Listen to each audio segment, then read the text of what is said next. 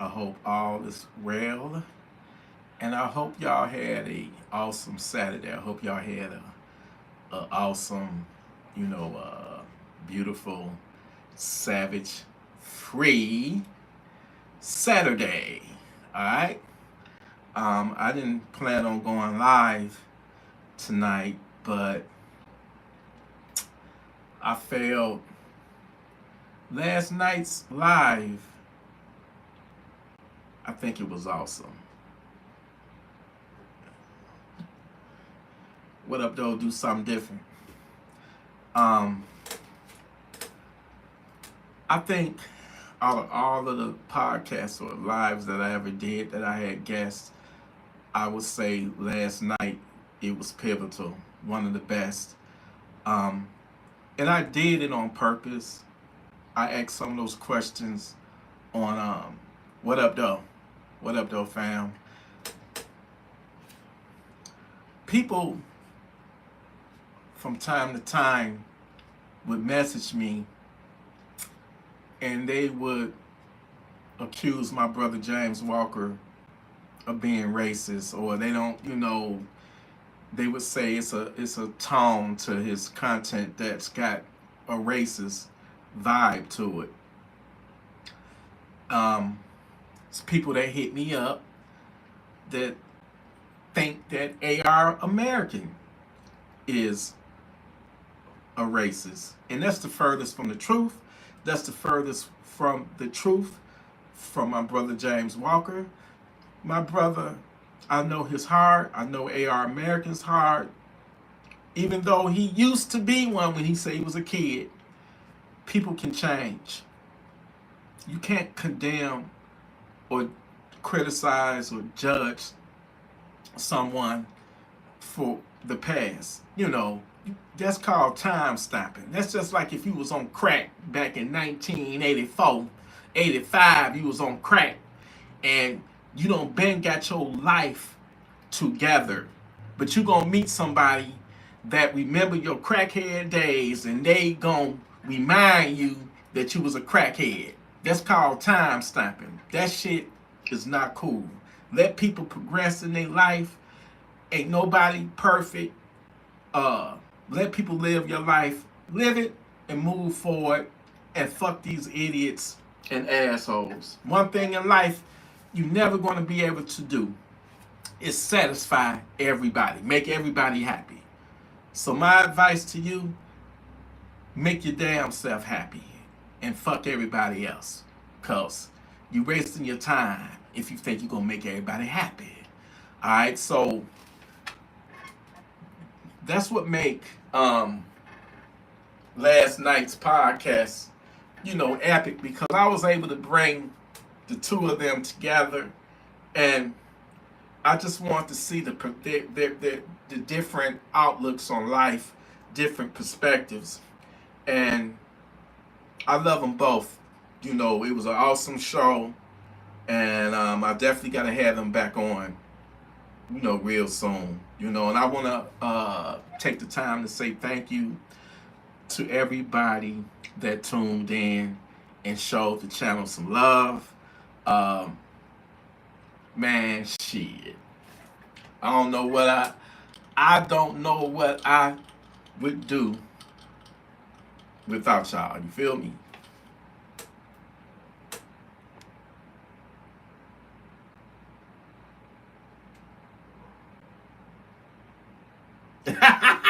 Hey man, I ain't got nothing but love and respect for my brother Bobby Brown. I wish I could get Bobby Brown on the podcast.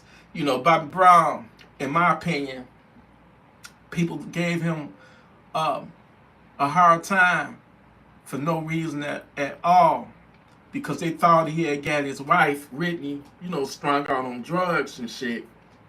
But what a lot of people do know this shit now. Ain't no, I'm gonna lock y'all up. Y'all ain't gonna be interrupting my podcast. These badass kittens. What a lot of people do know now, but they didn't know back then. Well, it was the other way around. It was Whitney who introduced that to to Bobby. I'm trying to censor myself because YouTube is sensitive. But y'all know what I'm talking about. Shame on Whitney's brothers. If you watch that documentary, it was her brothers that that introduced her to that hard stuff, you know. And both of them are talented. Man, I'm gonna say this, Whitney, I remember the day when I got the news. I was at Meyer, that same Meyer that I be at. And I was in the ice cream section. This had to be like 2012, February 2012. And it was a young woman. She was there. It was a girl. She was there. And she was on her phone. And she was like, what? She just passed away. And I'm listening. I'm ear hustling, right? She literally right next to me. She's on the phone. And I said, damn. I told my girlfriend at the time, my ex, who was my girlfriend at the time, I said, man, I said, babe, I said, they saying that Whitney just passed away. And shit, it was true. And I will say this is, I think that she's one of the greatest ever to do it. One of the greatest voices ever, man. When she did that national anthem at the football, at the Super Bowl, man, that gave me chills. It gave me chills. That's the first time that they took a performance and made money off of it. You know, sold it, where you can buy it. You know, but yeah, drugs is a motherfucker. You hear me? You know, I've been, you know, blessed and wise enough, smart enough to avoid, you know, hard shit like that. You know, the most I've ever did, I smoked some weed, didn't like it. Smoking didn't do nothing for me. Drinking don't really do nothing for me. I can drink every blue moon and it wouldn't bother me. You know what I'm saying? Now them garments, that's a whole nother story. You know, I kind of got introduced to that when I was working at the dispensary, and it was a lot of dudes coming in saying, yo, T, you got to try it. And when they told me that it acts as like a Viagra, I said, man, yo, say no more. Say no more. And that motherfucker really, yeah, I was on some True Blood when later that night, if y'all know what I'm talking about, that True Blood, when they was taking that V and they was having that outer body experience, man, I'm not promoting YouTube. I ain't promoting or condoning nothing. I'm just giving you my truth. You feel me? But when I was working at that dispensary, man, I was in charge of the front door because, you know, you got to buzz people in or open the door for people. And from time to time, you know, that was a 13-hour shift. You spending 13 hours looking at monitors, you know, all around the building, and, you know, just making sure. I didn't give a damn about all of the weed and shit that was in there. I cared about the workers that was up in there. Most of them was women. You know, I didn't give a shit about the weed. I cared about their life. You know, I just want to make sure that they safe and okay. But it's a trip, man, because I would trip out from time to time, thinking like, damn, I'm in a weed house. I'm in a drug house, and I'm thinking like, damn. I remember like in the 80s.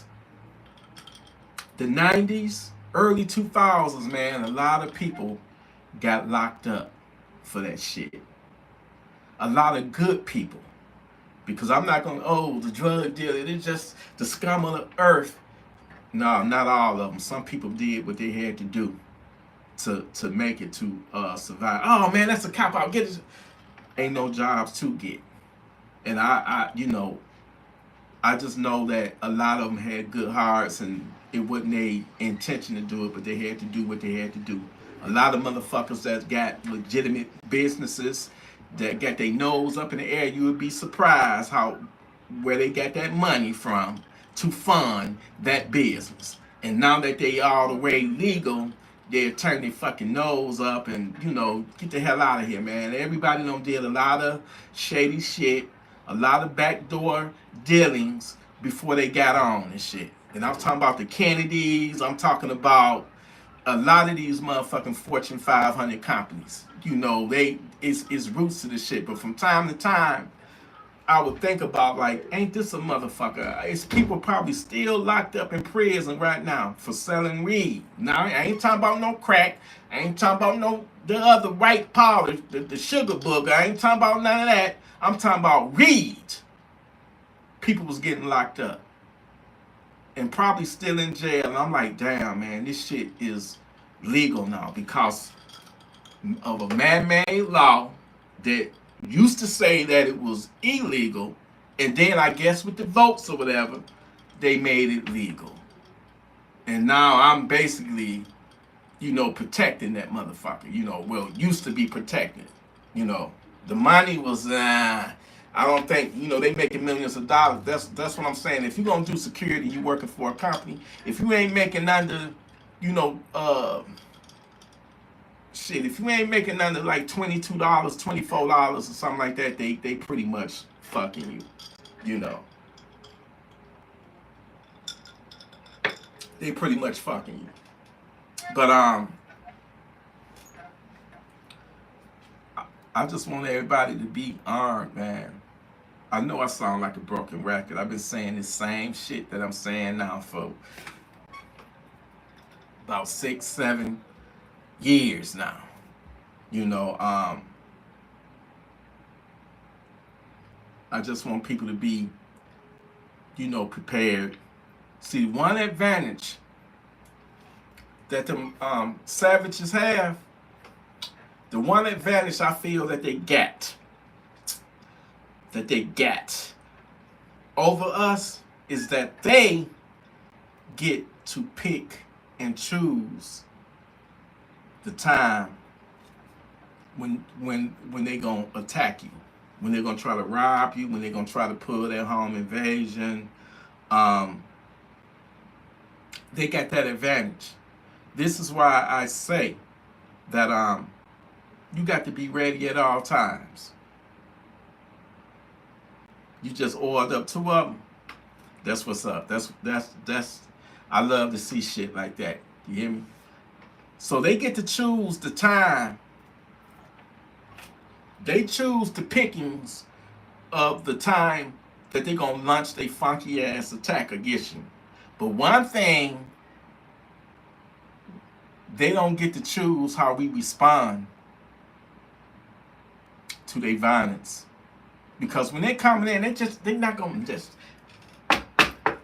they ain't going to knock at your door and be like, let us in. Them motherfuckers, they coming up in there. They gonna kick that door in. Nowadays they don't give a damn about whether you got an alarm system or not. They don't care about that. They calling that shit smash and grab. They coming up in there, guns are blazing, and they taking whatever they want to take, including if they want to take you.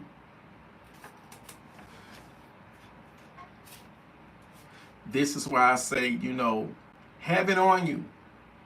Have it nearby. Have it holstered to you. And I know a lot of people, when they hear that shit, like, nigga, are you that fucking paranoid that you literally walk around in your house with your gun holstered to you? You damn right. You damn right. Because I ain't got time. My old ass, I ain't got time to be trying to run all the way upstairs and grab my shit and then come back down. By the time I done made it up there, there'll be no pump, about 2 or 3 in me. You got to understand how wicked and fast these savages is. You have to understand how wicked and fast that these savages will take your life. And I'm pretty sure I got some of them that even watch this channel, that might even be fans of the Gun Freak Nation. But I'm going to tell you, if you are watching this and you happen to be borderline savage, it ain't worth it. It's not worth it. Don't even take that chance. Because I'm going to tell y'all something. More and more people are starting to wake up and realize, the cops is not going to be there in time to save them. So guess what? A lot of people are going out there and actually buying a gun and being savage ready. That's the truth right there. So when you go out, borderline savage, and you decide that you want to rob somebody or do some type of harm or put a home invasion like what happened a couple of weeks ago in Rain, Michigan. Nope, in White Lake, Michigan, where they tried to where they broke in the guy's garage and got unalived, which I do not condone that. You don't take a life over property. You can replace property, but you cannot replace a life, and it's against the law. Now, if they break it in your house where you live at in your family, you got every right to respond however you want to respond. But if it's not a threat, if you got a detached garage, like in this case, and they trying to run and you shoot at them, you dead ass wrong. And this is why he's about to get brought up on charges now. Don't be a fucking idiot. Don't let your emotions overtake your intelligence. Don't let your anger overrule your practicability, your rationality. Because guess what? Whatever that was in his garage, I guarantee you it wasn't worth taking a 17-year-old's life, and it ain't worth the headache and whatever time they may give him. So please, don't be one of them idiots. Oh man, that motherfucker, he in my garage. Oh, that motherfucker, he just broke my car window trying to break in. Oh, I'm about to confront him. I'm about to send him to Funky Town. Don't even use that terminology. I don't need no heat coming back my way, because I didn't tell you to go and take somebody's life over some property. I'm telling you not to do it. I'm telling you not to do it. It ain't worth it. But you got to realize, if you're a savage and you're watching this right now, more and more people are getting armed. Don't put your life in a situation where you're trying to harm or rob somebody and you get killed. It might not even be in your intent. It might not even be your intention to harm that person. You might just want to rob them, but they don't know that. That's a nightmare for me, actually. I never want to be in a situation where I feel like I have no other recourse but to pull the trigger, drop that hammer on somebody that's I feel like they about to harm me or rob me, even if it's just a robbery. I don't want to be in that position where, all right, you got my wallet, you want the car or whatever, but I don't want to be in that situation where after they get what they want, they still there with that gun on you, and that's when your very life flash before you. You feel me?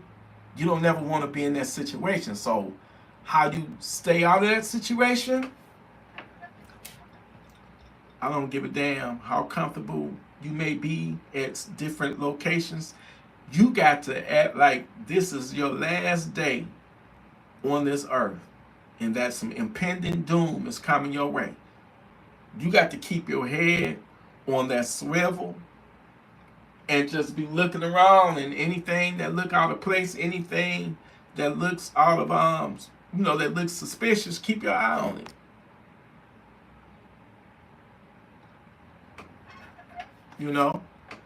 Keep your eye on it. A lot of times you got a lot of people that's just not paying attention, phones, tablets, iPads, it don't matter. It seems like, and I'm guilty of the shit too, but you can't be out there doing that, because guess what? The criminals, they out there, they watching. And they don't done this so many times that they don't gain a sense of who to fuck with and who not to fuck with. They ain't gonna fuck with the person they think may be armed. They ain't gonna fuck with that person that know that, you know, they looking around and got their head on the swivel. They know that that person's alert and gonna see them when they make their approach. But that person that's chilling in their car and they, you know, on TikTok or Instagram, and yeah, that's the person that they gonna target.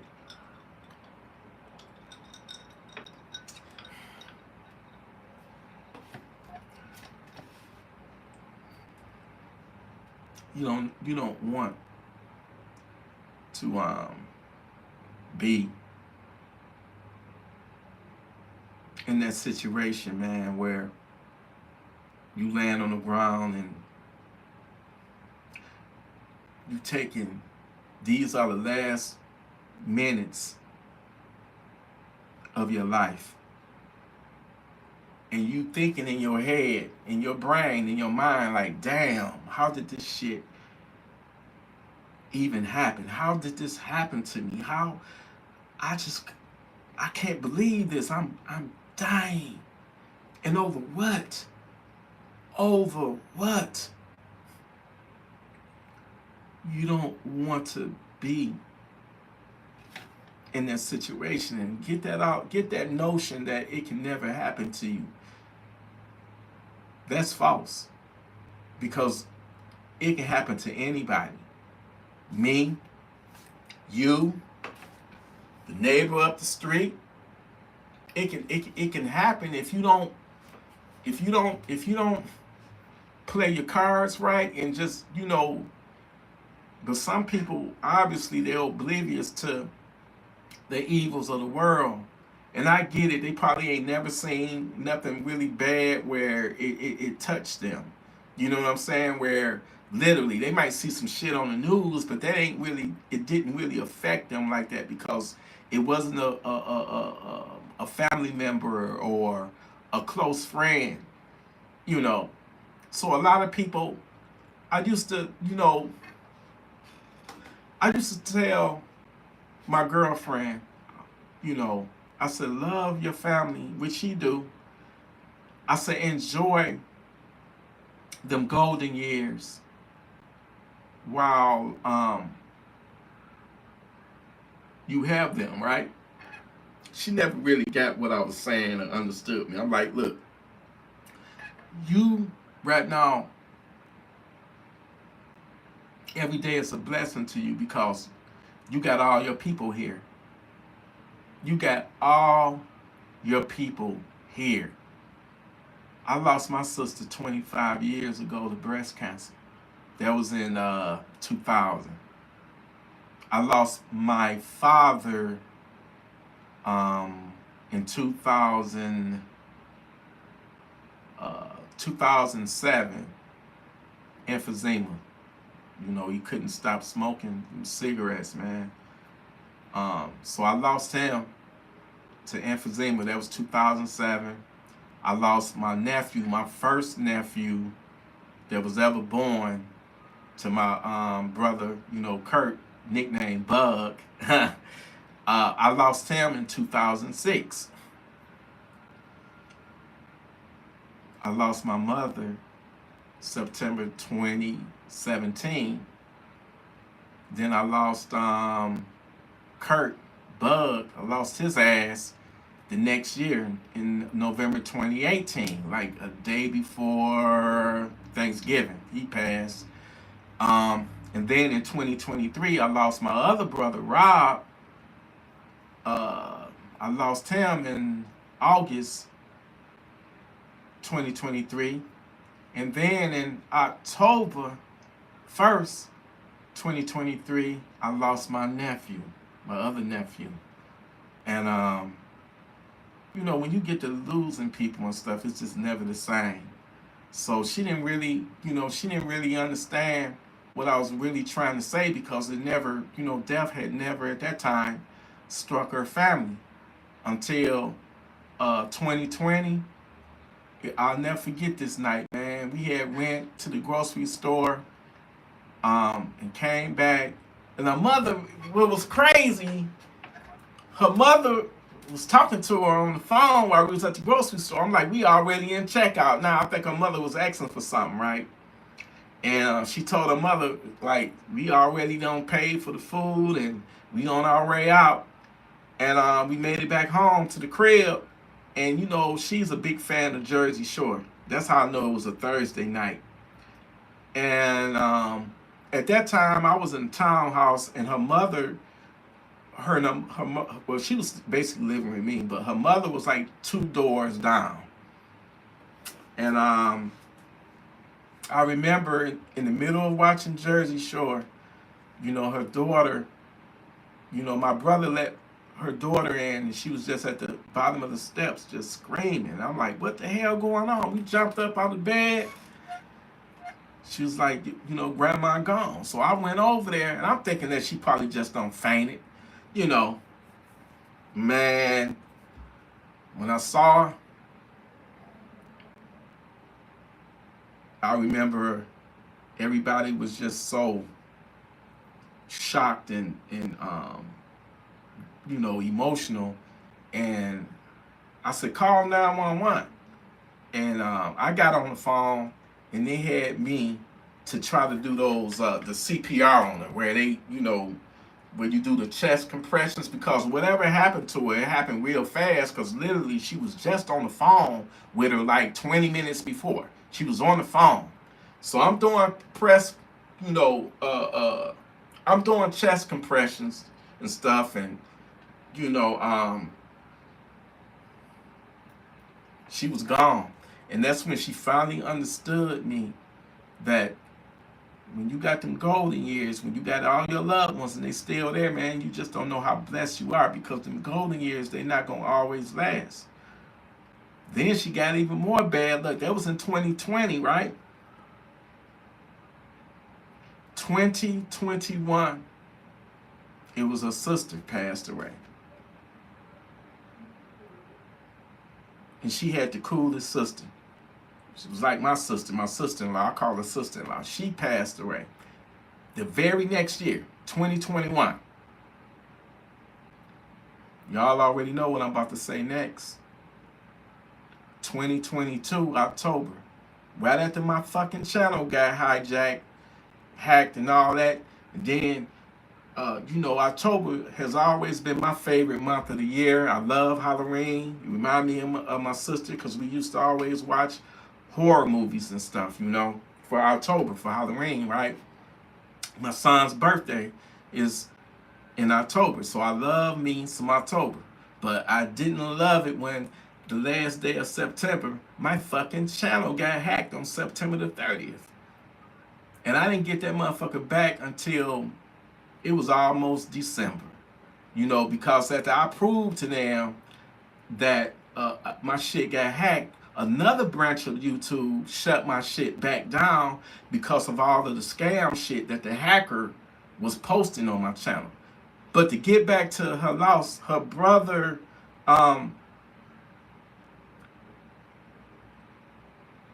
unalived himself. So 2020, it was her mother. 2021, it was her sister. 2022, it was her brother. And just last year, it was her little nephew that wasn't even a year old, I don't think. So, yeah. So everybody that's here that's on lost somebody, you know exactly what I'm talking about. So you got to, you know, just have people, you know, just have love. Man, if I can go back, if I could bring my brothers back, we didn't have the best relationship, and it wasn't on them, it was me.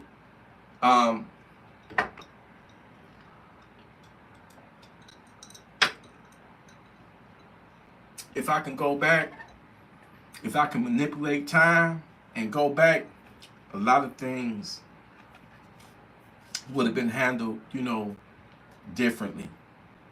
I still got 2 brothers that's here, and I need to get more close to them, you know. Maybe we'll do, you know, just a get together or something, a barbecue in the yard or something, in the backyard or something, I don't know. But we gotta be, you know, life is so short. We here today and gone the same damn day. So you just got to be careful how you treat people how you want to be treated, and just be, be savage ready, be savage ready. And you got to be smart about this shit, because these savages out here, man, they doing the devil's work, and they don't have a problem unaliving you, taking your life. They don't have a problem doing that. Not 1 second. Your life is, I've never seen it this bad to where you got people celebrating murders. Like what happened in East Point, Michigan with the McDonald's manager. So many ignorant people going online just taking this crazy demonic girl side, saying that she shouldn't have been bullied, so the manager was a piece of shit. She got what was coming to her. Where's society at when you got people, even if they don't really mean it and they just trying to get attention for cap or whatever?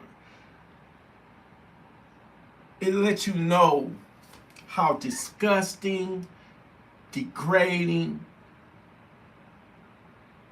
morally corrupt the society is that we living in when you got people celebrating shit like that. Same thing back in November when that back in New York, when that CEO, that insurance guy, there was a CEO, when the guy, took him out, people put that guy on a pedestal damn near like he was Robin Hood, or they made this guy into a hero. And I can get why people was mad, because insurance companies are dirty as fuck.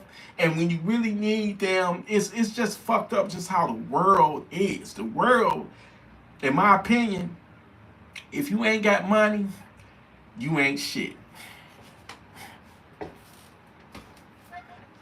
That's proof right there. Look at the homeless people.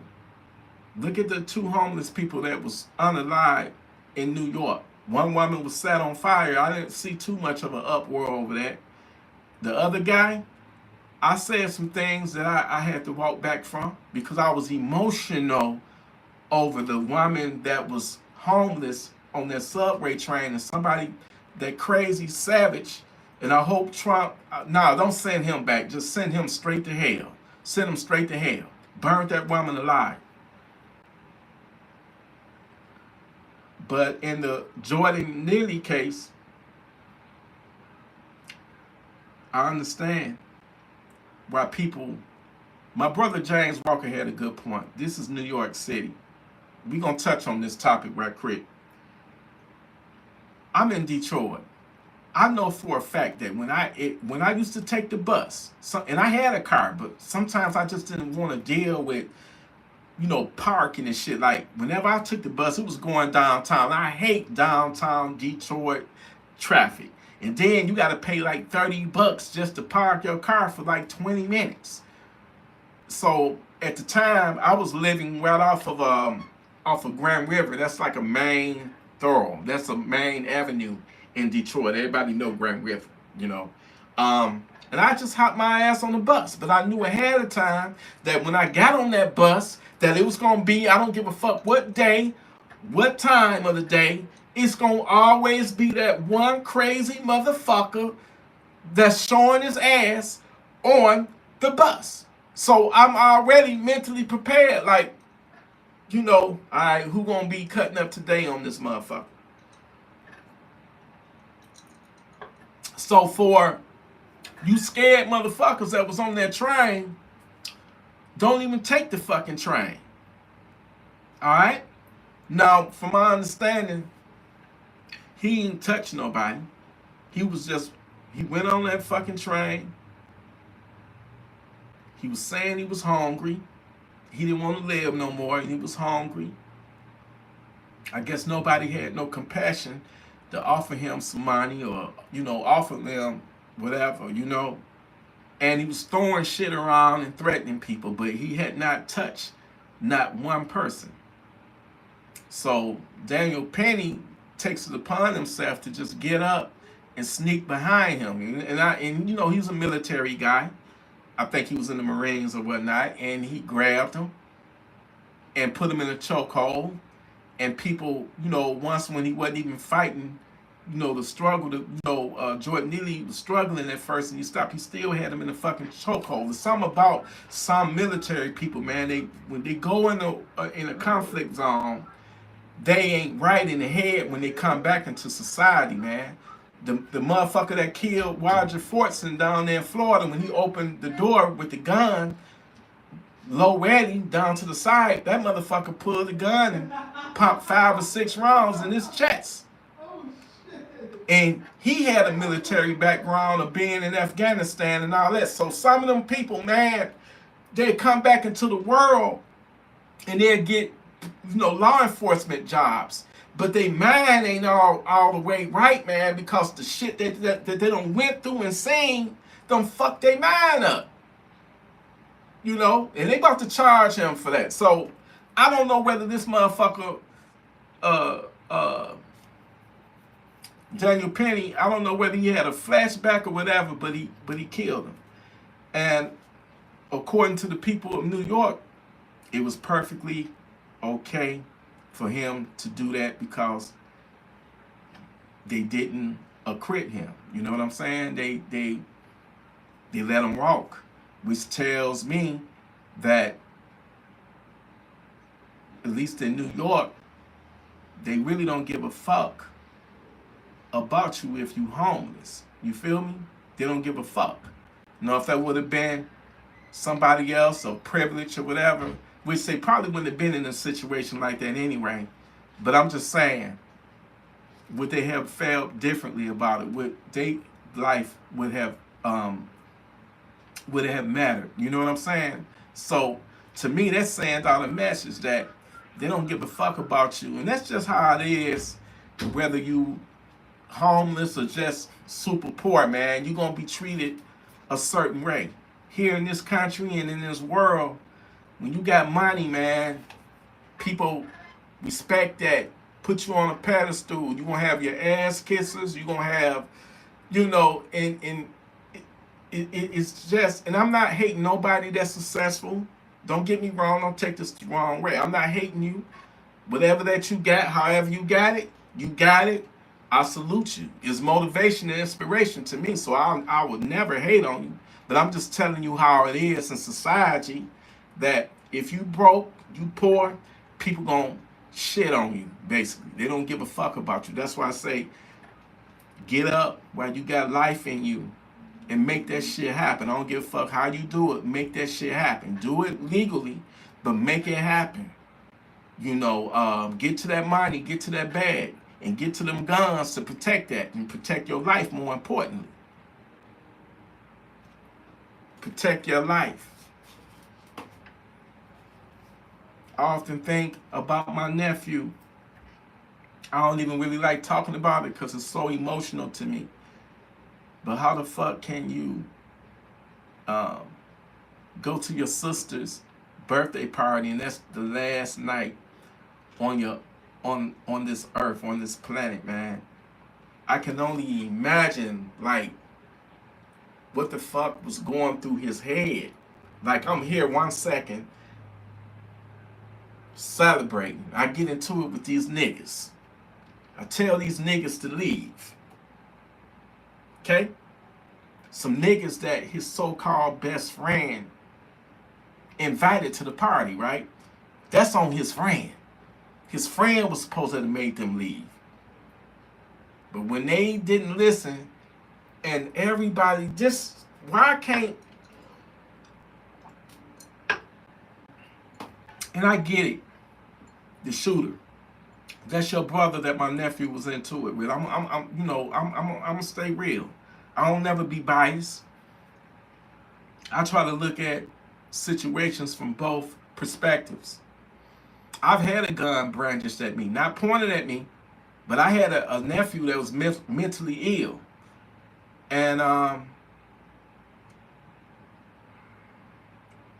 damn, man, I don't even really want to go there.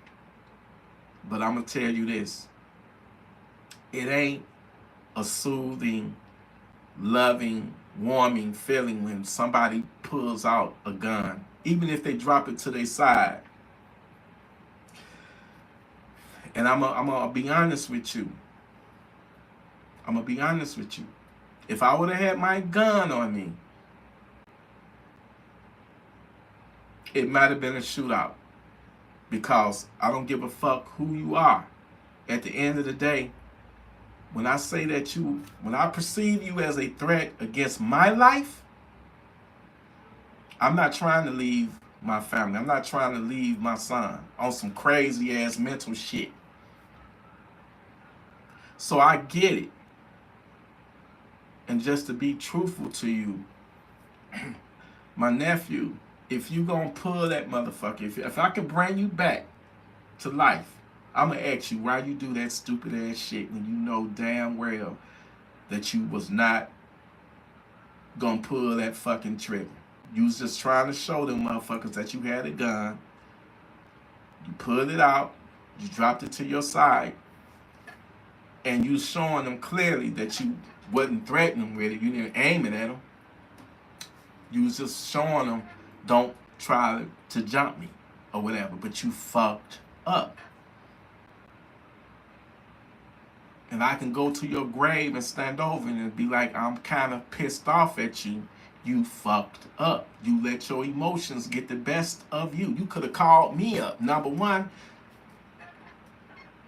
the niece, which is my sister. Not his sister, which is my niece. Fucked up by not having security there searching motherfuckers when they came into that establishment. You could have got Unc. I would have been there with my Glock 23 and probably my motherfucking Draco, because I know how niggas is in the D. And I would have searched every one of you motherfuckers. But not the women. You can't really, pat them down like that. But all that shit could have been avoided if security would have been there. But most importantly, nephew, what the fuck was you thinking, man? If you into it with a motherfucker that came with a group of motherfuckers, because I heard it was like 4 or 5 of them motherfuckers that his so-called friend invited. You get into it with one, you might as well consider that getting into it with all them motherfuckers. You got to keep eyes on everybody. Because the nigga that killed my nephew wasn't even the nigga that he was having words with. I saw the video, man. It was some ugly ass nigga with a bebop hat on and shit. And it was just staring at each other. And it was another nigga with a gold shirt on. Nigga had 2 ponytails or 2 braids. The nigga had both his hands in both his pockets clutching. I'm like, nephew, what the fuck was wrong with you? You didn't see this nigga with his hands in his pocket watching you?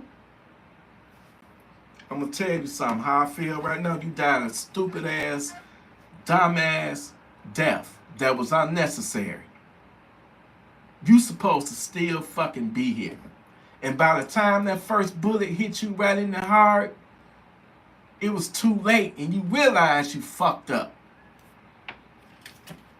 And the thing of it is, nobody went to jail, because here in Michigan, we got a stand your ground. We have a stand your ground law in Michigan, and when my nephew pulled his gun out, he didn't have that gun in his hand. He dropped it to the side, and he didn't have that gun no more than 2 seconds in his hand. And, from what I saw, somebody was it was his girlfriend, my nephew's girlfriend, was filming. And it wasn't like she was trying to just film a argument. She was just in the hall. They had rented like a cabaret hall. And she was just, filming the party, and she happened to come across that shit. And when it happened so fucking fast, man. It happened so fucking fast. And all you can hear is just gunfire. Like rapid gunfire. My nephew was hit 7 times.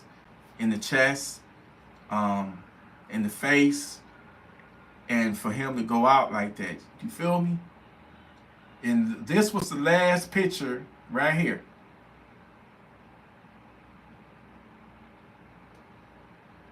That my nephew took. This outside of the building that he eventually would lose his life. Right here. That's him. That's my nephew right there. And I miss him so much, man. And this is why y'all see what's in his hand, right? You see that around his neck? That's a crucifix, a cross, right? That's a cross. That didn't save him. Even his own gun that he had on him didn't save him. And I'm gonna tell y'all right now, if y'all don't ever fucking, while you carrying your gun, don't ever fucking drink. You see that Patron in his hand? I think that threw him off, man. You can't be drinking, smoking, and all that shit because you're not gonna be yourself. You're not gonna be yourself. You know? You're not gonna be yourself, and you're gonna fuck around and do something stupid and lose your life. You know, I know he was mad, but then when them bullets hit him, at some point, I know there had to be some excruciating pain that he was in. He had to die. Can you imagine a hot ass bullet piercing your lung and then your heart, and then you getting hit 7 more times? The pain that you in, and then all of a sudden, you know that you dying. So can you imagine that emotional roller coaster that he was on? First of all, the shock of being shot when you know you wasn't gonna pull your guns and target them. Because if he was gonna do that shit, he had to drop on them. He was just trying to, in my opinion, show them don't walk up on me, don't fuck with me. But they didn't see it that way. So when they put their gun, and that's just to show you, I bring this up to show you just how fast shit can escalate and spiral out of control to the point to where you lose in your life. My nephew, he took that shit too far.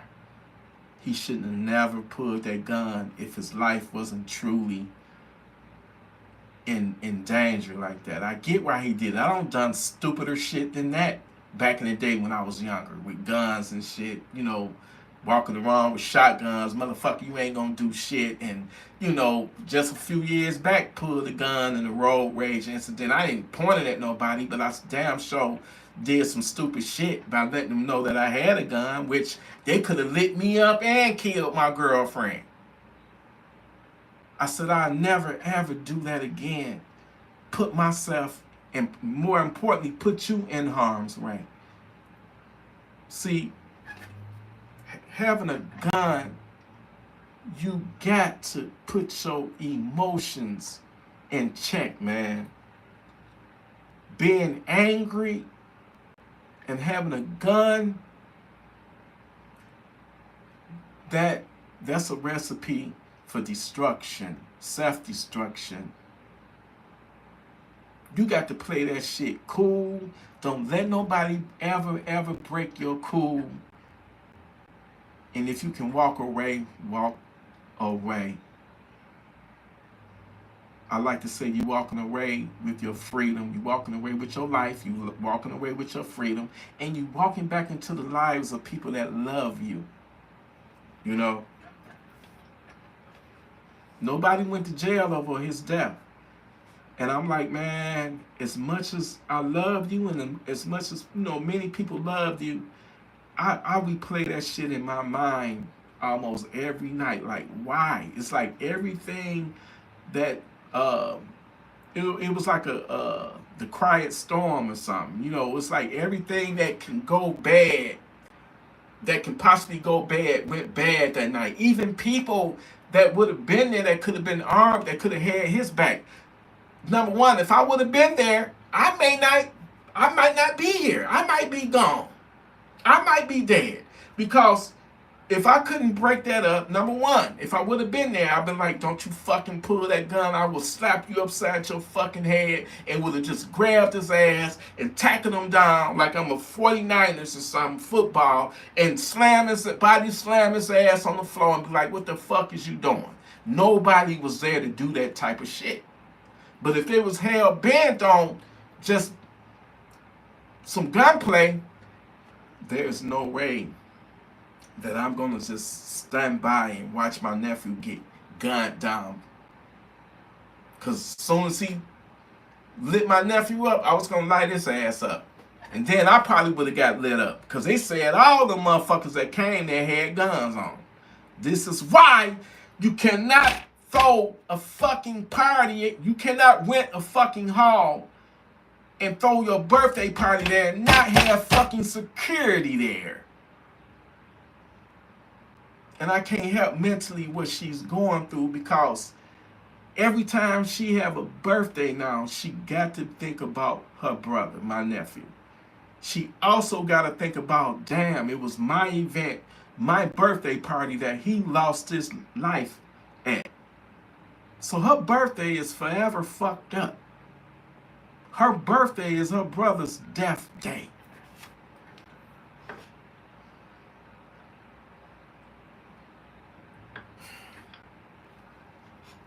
And that's the type of shit that go on here in the D.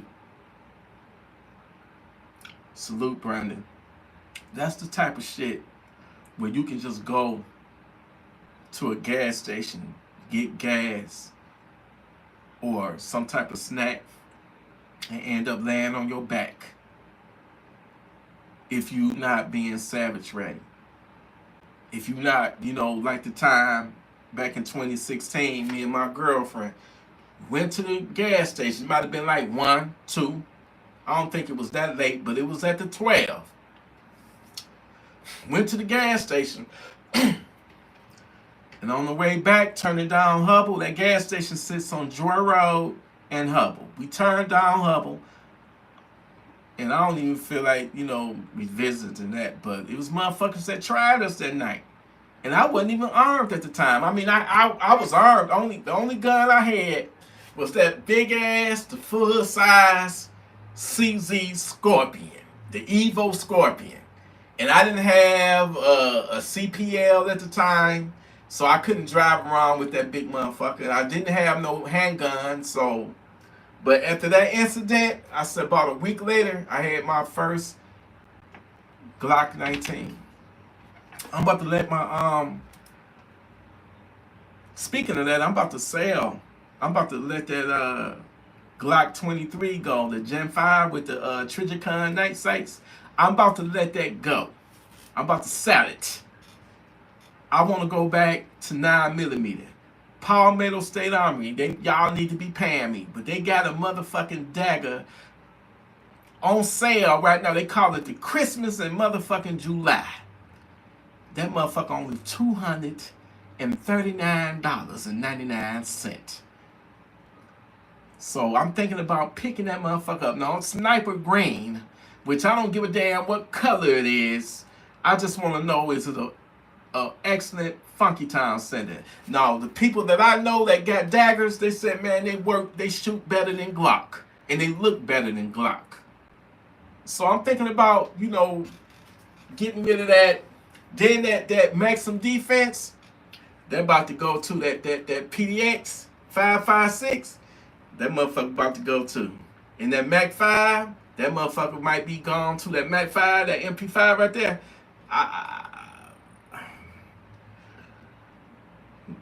Yeah. I'm thinking about letting that go too. The MPX, now I can never, ever, ever, ever, ever, ever let my MPX go. That motherfucker, I don't had it for some years. I never had any issues out of it. No failures. No, man, I put my life on the line. That's why that's my number one go-to. And I hate to send a funky foot, fuck ass savage to Funky Town with it because I know the police gonna take it. And I'll probably never see it again. Just like the gun that was stolen from me out of my vehicle like 9 years ago. And they got it, they recovered it, and won't give it back to me. Talking about I got to hire a lawyer to get my own shit back. Ain't that fucked up? How the fuck I feel like I'm being victimized again? Why I got the paperwork to prove that it's mine, the sales form to prove that it's mine, but I got to hire a lawyer. The gun was only $400 and some change. Lawyer calling, yeah, T, I'm gonna have to, if you want me to represent you to get your gun back, that's $250 an hour. I said, like, shit, $250 my ass. I ain't about to pay you $250 an hour to get a $400 gun. Hell no. But that's just to show you the system is against us. They don't want us to be armed in the first place. This is why they come up with all these no nonsense, these nonsense bullshit ass, corrupt ass anti-gun policy laws, man. Make that shit make sense. Make it make sense. As if the criminals out there really gonna follow. That's the thing. Criminals do not obey laws, man. They break laws. So when you come up with all this anti-gun shit, or we need to ban this, we need to ban high-capacity magazines, we definitely need to ban the AR-15. It's an assault weapon, which is dumb as fuck. Ain't no such thing. But they doing that for a reason, y'all. They know that the criminals, anti-gun politicians are pro-criminal politicians. They pro-criminal.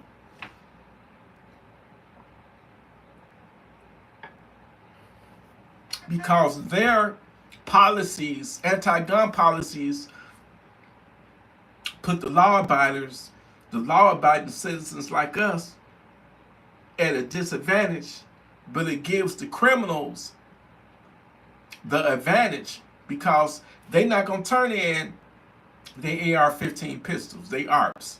They're not going to put down their AK-47 rifles or Dracos. They're not going to, take that switch off their Glock or that extended mag. So it's just a cesspool of unrighteousness and just wickedness. And to this day, you got some idiots that, we need to just get rid of all of the guns. All of the guns. If we can just if we can just ban all of the guns, the world would be a safer place. Well, you a fool for thinking that. Because maybe 1,000 years ago, whenever guns first was created or something like that, but man, the criminals not gonna give up them guns. So guess what? If they got them, I gotta have them. I got to have them. Don't even associate yourself with somebody that think like that, man, because they'll fuck around and get your ass unalive dealing with that. I'm telling you right now. When that shit go down, when the shit really hit the fan, you gonna have a lot of bagging motherfuckers that's gonna be begging and pleading for your help, for your assistance. Come help me. I got 5 savages, because the police ain't gonna be around. They're gonna be busy trying to protect their own families, I'm talking about when the shit really get bad. When the shit really hit the fan, you can't depend or count on nobody. Depend on nobody but yourself. And this is why you need to take it upon yourself to arm up, to get armed. Have that Funky Town Center. Have that gun. You are so worth it. Your life is worth something. To me, it is. And don't put yourself in a situation like my nephew did where you die with your gun in your hand. It's different levels to this shit. And if you don't have it up here, and if you reacting out of anger because somebody don't piss you off, that having that CPL. See, I'm gonna keep it all the way real with you, man. If you got a bad attitude, easy to get mad and go ballistic, you don't really need no gun. Because somebody gonna piss you off one day and you gonna pull it and they gonna kill you, or you gonna use it and you gonna lose your freedom. So before you get armed, put that attitude in check. Be cool, calm, and collected. Whatever that fucking happened that night at that fucking party, I wish my nephew would have been like, hey man, it ain't that deep. You know, even though you made me feel like you disrespected me, but go ahead and continue partying. You came and showed love to my sister. Thank you for coming to the party. Enjoy the rest of your night. But it didn't go that way. Sometimes you got to be the bigger person, and not only the bigger person, but the smarter person, because you know that shit can go left. In a heartbeat, shit can go left. And especially when you know this motherfucker, you got to assume nowadays that everybody is armed. Whenever you got a motherfucker that's willing to, you know, argue it out with you and they being all aggressive, that motherfucker got a gun on him. I guarantee you, he got a gun. That's why he talking cold cash shit, because either he got the gun or one of his homeboys, one of his niggas, got a gun on them. It's two things that get a lot of us fucked up, man. Egos and hoes. And if you're a woman out there, don't get offended. You know, if it fits you, if it don't fit it, let it go. But this is real and raw, and it's hoes out there. It's hoes out there that get off on, you know, niggas fighting over them. I'll never fight over a woman, ever. But so many men out there done lost their life, like the incident that happened a few years back, right on the west side, right on Schaefer and Puritan. Two niggas fighting over a bitch, a whore. They met up at the gas station at 4 o'clock in the morning to fight over this hoe. And both of them had guns and pulled the guns and shot each other, man. And the crazy part, the damn James H. Cole funeral home is right across the street from where that gas station at. Now, I guarantee you that this woman that they fought over, shot each other over, I guarantee you right now, she's fucking several niggas since then and fucking a nigga now. Don't ever be that fucking weak for a woman or any other situation that's gonna get you riled up and shit, man. So a lot of this shit, man, they trying to impress the woman. You know, I ain't no punk, let me go on and air this bitch out, you know, because they trying to look big and bad and tough in front of a girl. And that's the most stupidest thing a nigga can do, man. And I think that's what some of that played a role in what happened that fateful October night. You know what I'm saying? It's been situations, like I told you, man. Anytime you with a woman and y'all come across some road rage or some type of shit, and instead of her trying to calm you down, she's for the shit, she gassing you up. Don't let that motherfucker do you like that. Pull your shit on out and show him. That bitch ain't no good for you. And she gonna get you killed. She gonna get your dumb ass killed. Because you got to be dumb if you fuck around with somebody like that. I don't give a fuck how fine she is. I don't give a fuck how big and round her ass is. I don't give a fuck how big and juicy and fat her titties is. It ain't worth your fucking life. But there's some niggas out there. When I say nigga, I'm talking about black, white, and every motherfucking thing in between. It's some niggas out there that will be willing to kill your ass over their woman. And matter of fact, they ain't even got to be they woman. It could be somebody they just fucking. This is just how fucked up society is nowadays. Niggas is being set up and robbed by some of these women.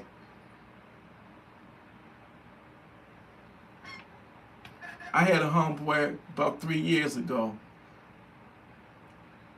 picked up a prostitute. Lord knows I don't even want to go there.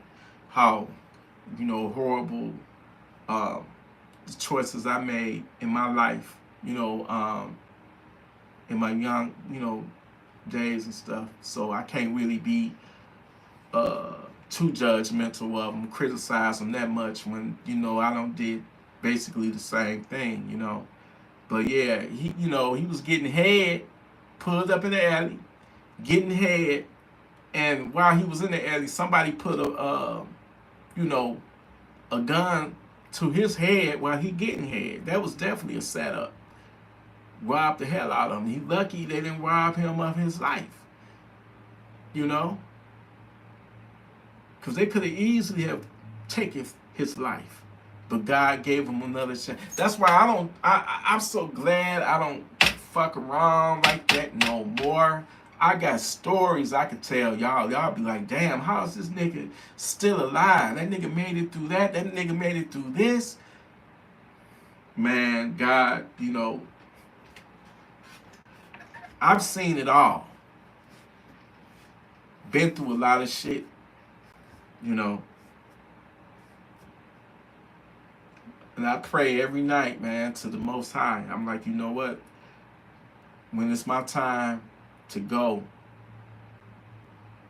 it's going to be my time. But please, don't let it be through the hands of, don't let my parting with this earth be at the hands of don't let me meet my demise at the hands of a savage.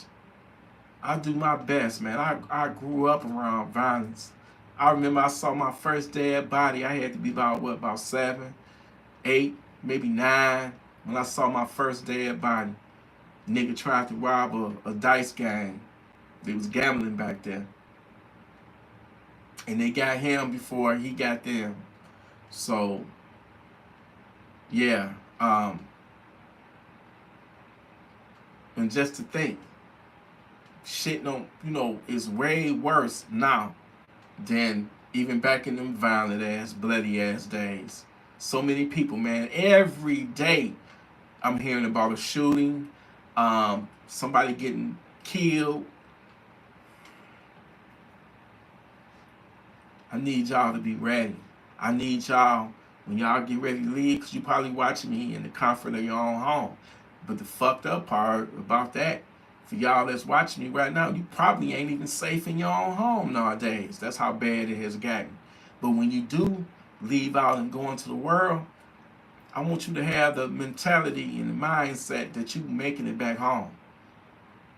No matter what you go through or encounter out there, you got to have that mentality no matter what.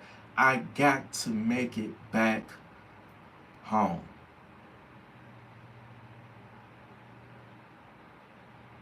Thinking like that gonna keep you on edge. Because I'm telling you, this devil, these savages, they very clever, man. And you can get mixed up in some shit so fucking fast. And I just don't want y'all to be laying on y'all back saying, damn, with your life flashing before you, you taking your last breath. Like, how in the fuck did this shit happen to me? What did I do to get myself in this situation?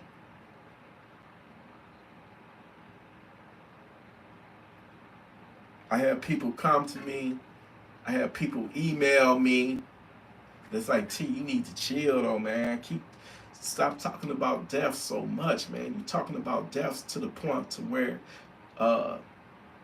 you bringing that shit into life, and something gonna happen to you. Everybody that always talk about dying, or everybody that always talk about death or something, they putting that shit in the air. Like, Chi, you need to stop doing that, because you gonna make that shit into a reality. You talk about it too much. My response is, brother, look, we all gotta die. When we was born, death been chasing us. Death has been chasing us soon as we landed out of our mama's, womb. When she birthed us, when we came out of that tunnel of life, that pussy. When we left that, death has been, chasing us. And one thing about death, it do not discriminate. You don't give a damn whether you old or a baby. It don't care whether you black or whether you white, whether you rich or whether you poor. That motherfucker do not discriminate. And eventually, he gonna catch up to us. Whether that be via a savage or just, natural causes or something we don't dead because we ain't eating right. I know I don't eat right sometimes. I know I give in to ice cream sometimes. Shame on me. Because I'm trying to be here as long as I can be here. But there's one thing I can guarantee you. Ain't nobody leaving off this motherfucker alive. We going back. Wherever we came from, one day we got to go back. I don't give a fuck what your religion is or what you believe in. And I don't mean to be disrespectful when I say that to you. Because that's your right to believe in whatever that you decided to believe in, But just know this, that once you leave here, you ain't coming back, man. You can believe what you want to believe. But one thing I can assure you,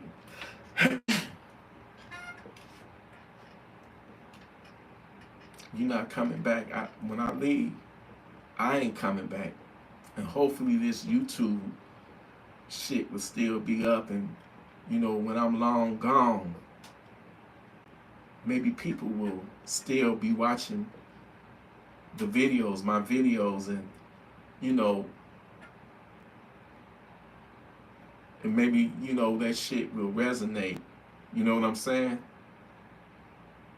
Because all I'm trying to do is really save lives and shit, Some people, my swearing and cussing and all that, it's a turn off to them. They can't really fuck with it. I mean, it is what it is. I can't be somebody, I can't pretend to be nobody else. All I can do is just be me. And if this channel ain't for you, then it ain't for you. Keep it moving. That's all I can say. If my cursing bothers you to that point. But guess what? If them savages get a hold to your ass, you think they gonna be all political correct and shit. You got to be damn, when you confront evil, you got to be just as evil as the evil. You hear me? At least your evil is a righteous evil. You trying to defend your family and, save your own damn life. Scare them motherfuckers. You can't be down there, sir. Can you just please leave off my premises? I don't want to have to use this gun. The police is on their way. Can you just please leave, sir? Can you just leave? Please leave. Hell no. They gonna look at you like this corny, nerdy ass nigga. I'm about to fuck you in your ass and your woman. Yes. No. You can't be like that. You got to put some fear in their asses. You got to be like, motherfucker, I will blow your motherfucking head smooth the fuck off. Nigga, you take one motherfucking step and I'm going to send your stinking ass to Funky Town. And you pump that motherfucker. You got to out-savage a motherfucking savage. Don't be on that polite shit. See, one thing, even motherfuckers that, in the hood, when I grew up in the hood, and I'm still in the motherfucking hood, one thing that a nigga is scared of, that's a nigga that's weary of another nigga that got a gun, or a crazy motherfucker. And we always had crazy motherfuckers in my hood. One of them motherfuckers, it was a nigga named Prune, man. That nigga, if y'all was over there on Wyoming off of Plymouth and Maple Lawn, 98, 99, 2000, you would know who the fuck I'm talking about. Prune. Because that's that nigga that used to be marching right down Wyoming Avenue. Keep in mind, this is a busy street, and this nigga is doing the duck walk. Like he's marching, and he's walking like he's a duck. Head shaking and every motherfucking thing. My dad, every time when we would barbecue, and Prune would show up, and he was like, you know, Pops, can you spare a plate? You know what I'm saying? Can you spare me a plate? And my dad would always hook him up. He would give him ribs, that motherfucking mac and cheese, the motherfucking baked beans, cold motherfucking slaw potato salad. He would hook Prune ass up. And Prune would fuck that shit up. That nigga get a sausage and a hot dog too. That nigga would stick that shit in his pocket. And I remember when my father them moved, and I had that place to myself, and I'm fucking around with that motherfucking, you know, crackhead and shit. See, I'm trying to figure out what the fuck was wrong with me to lower my standards. But I didn't give a fuck at the time because she was Mexican. I was into the Latin shit, you know, Jennifer Lopez. Back in '99, you had J-Lo, man, P. Diddy, you motherfucker. You had J-Lo, motherfucker. You damn nigga. But anyway, you had what's that other nigga? What's that nigga, man? That nigga giving the leader loco. What's that song, man? Damn, I forget his name, man. But that nigga was very popular too and famous too, man. It was another nigga that had I forget their names, but I wanted me I used to be watching channel 64 on Comcast, and that was the Univision channel. You know, all y'all niggas that know about Sofia Vergara, whatever the fuck her name is, y'all niggas late. Because I was watching her ass before she even got famous in America. I was watching her on Univision when she was doing a couple of shows on there, and I just love how she looked. You know what I'm saying? I think she Colombian or something like that. Big titties, big ass, and I'd be, you know, just glued. Then there was another show that was coming on Univision called Caliente. Oh my God, man. Them women on there looked so motherfucking good, man. I used to record that shit, dog. On my VCR, I'd stick the tape in there and record that shit and be watching that shit in slow motion. Titties and ass shaking in slow motherfucking motion. Yeah. So when I got a chance to get the real deal, holy motherfucking film, nigga, I didn't give a fuck that the bitch, you know, I didn't give a fuck. At that time, the crazier the bitch was, the more I loved her. Which was some backward, crazy type shit. I can give you I can tell y'all some stories on that. You know, I don't want to go too deep. I don't want my girlfriend to think that I'm still, lusting or whatever. You know what I'm saying? But I'm going to tell you one thing. She made the best motherfucking tacos that I ever tasted in my motherfucking life. And she would fry them bitches. And it didn't have none of that lettuce. It didn't have no tomatoes. It didn't have none of that shit. It had some refried motherfucking beans. I don't know whatever the fuck else she put in that motherfucker, but it was delicious.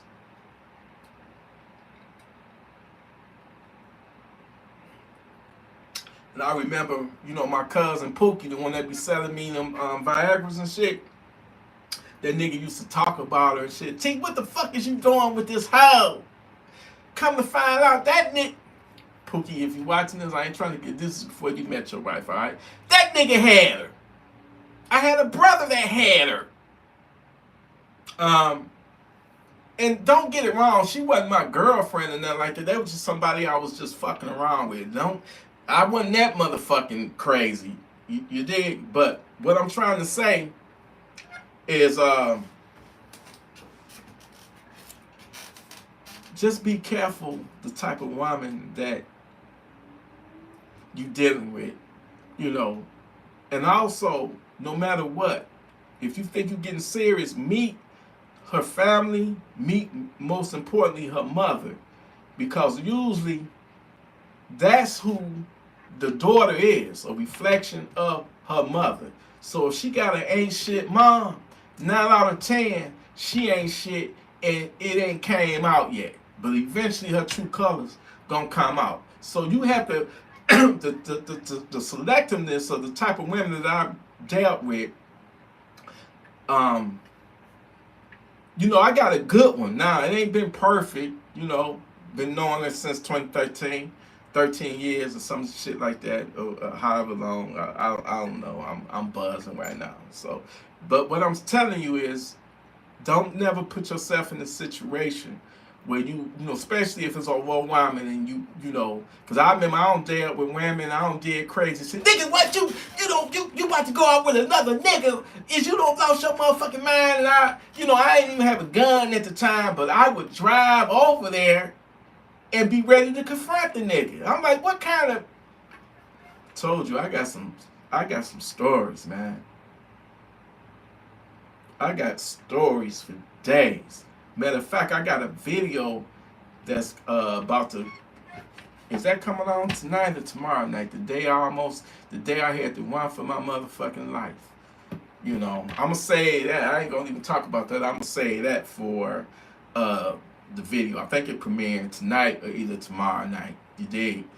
But I just want to tell y'all, I'm so proud of y'all that y'all standing on business out there, because y'all know how it is and what it is out here, and there's a lot of ain't shit people out there, and everybody is so quick to pick up a gun and solve their differences with a gun. And I want to call out all you lazy ass CPL instructors. Slide me $100 and I give you a certificate. You're getting people killed. You're getting people killed. And they need to go back and trace that CPU back to you, the certificate back to you, and arrest your ass. You should be charged, because I think it is against the law. It's illegal. You get a lot of people, hey man, give me $100 and I'm gonna print you out a certificate.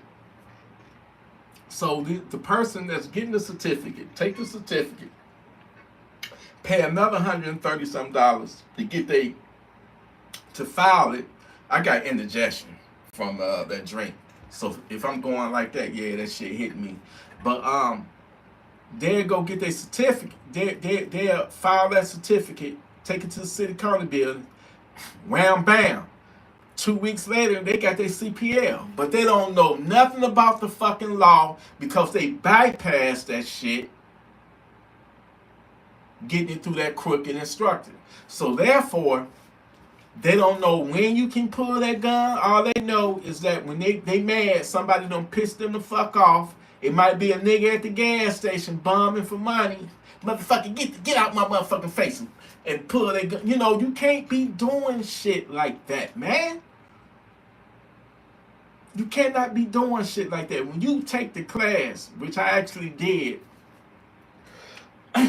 for them 8 hours, they're going to tell you when you can use your gun.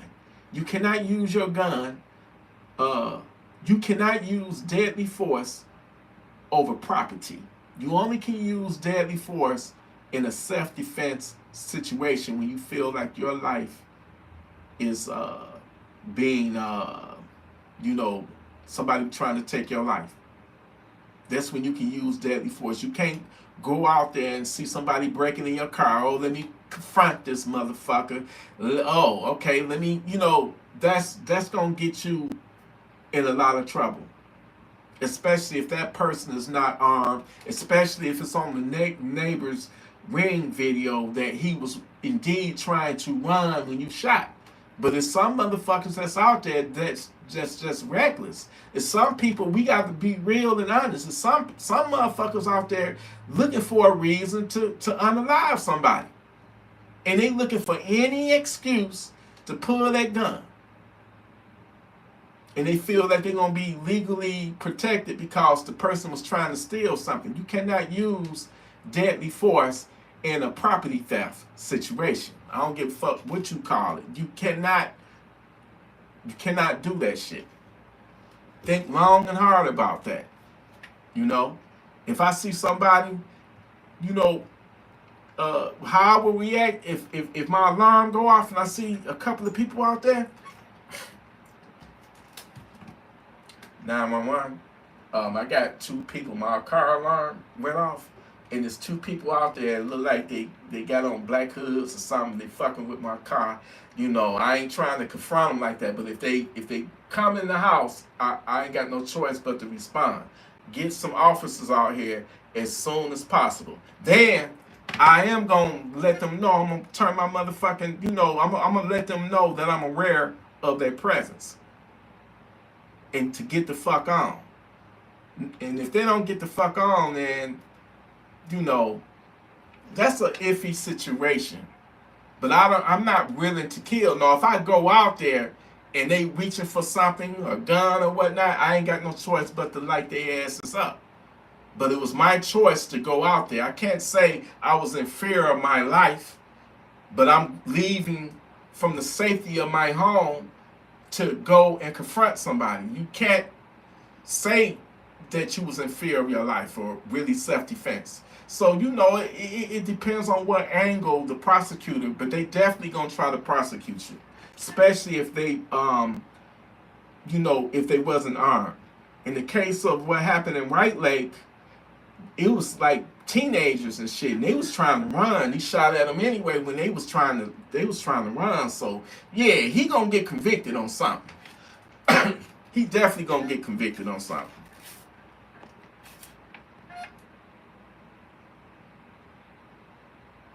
What up though? Man, I'm telling you, we got a lot of crooked CPL instructors that, hey, slide me $100 and I'll slide you a certificate and you can get your CPL, your concealed carry license. But they getting people killed. Because they giving that great responsibility. Having your CPL, that's a humongous responsibility right there. You got to, you got to know how to move when you got your gun. Number one, you don't want people to know that you aren't. Because if that's the case, we got open carry here in Michigan. You don't supposed to let nobody know that you are armed. You want them to be surprised. You want to get them by surprise if some shit go down. Number two, the minute that you let people know that you are armed, who you think gonna be the target?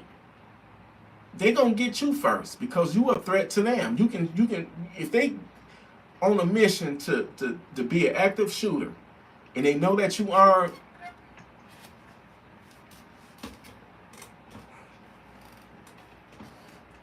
they're gonna target you first. Just like in that Buffalo, New York grocery store shooting, the guard, this racist motherfucker, he knew that guard was armed.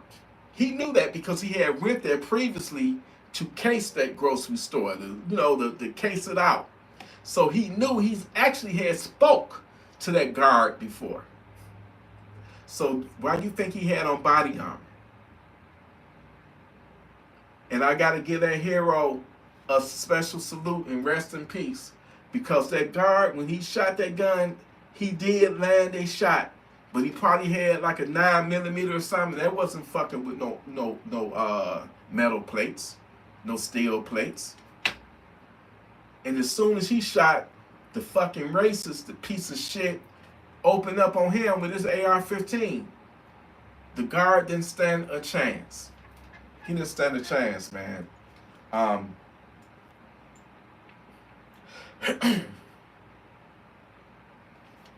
The devil was out there. And he full of so many, he's just clever. He full of tricks. Don't ever allow yourself to be distracted. especially over bullshit. My nephew, he allowed himself to get distracted, and he paid for that mistake with his life. I don't wish that on nobody. I wouldn't wish what happened to him on my worst enemy. I don't even have any enemies, but I'm pretty sure it's people that watch this channel that don't like me. You know, that's all good. It's a part of life. Everybody, that's one thing. Stop placating people. Stop wanting everybody to like you.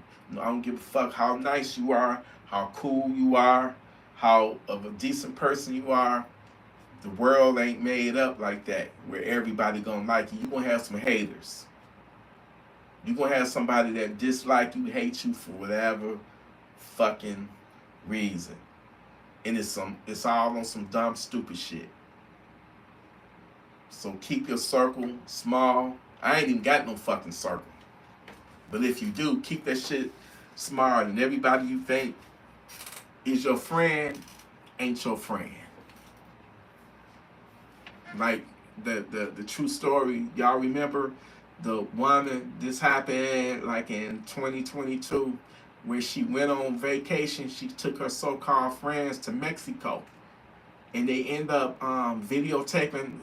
You know, they beat her to death, basically broke her neck or something. Her spine or something was broke. She died of her injuries. Nobody's never went to jail over that. Number one, because that shit happened in Mexico. These motherfuckers that did that to her so-called friends are still out. Nobody went to jail. Everybody, you got to, don't be so fucking desperate and have people around you that you know that really don't like you. Don't. Everybody is not your friend. That shit fucked me up when I said, damn, didn't nobody go to jail over that shit? That's ridiculous. Beat to death. Naked. Beat her like she was naked. Beat her till her clothes came off, man. That, yeah. When you realize how the world really is,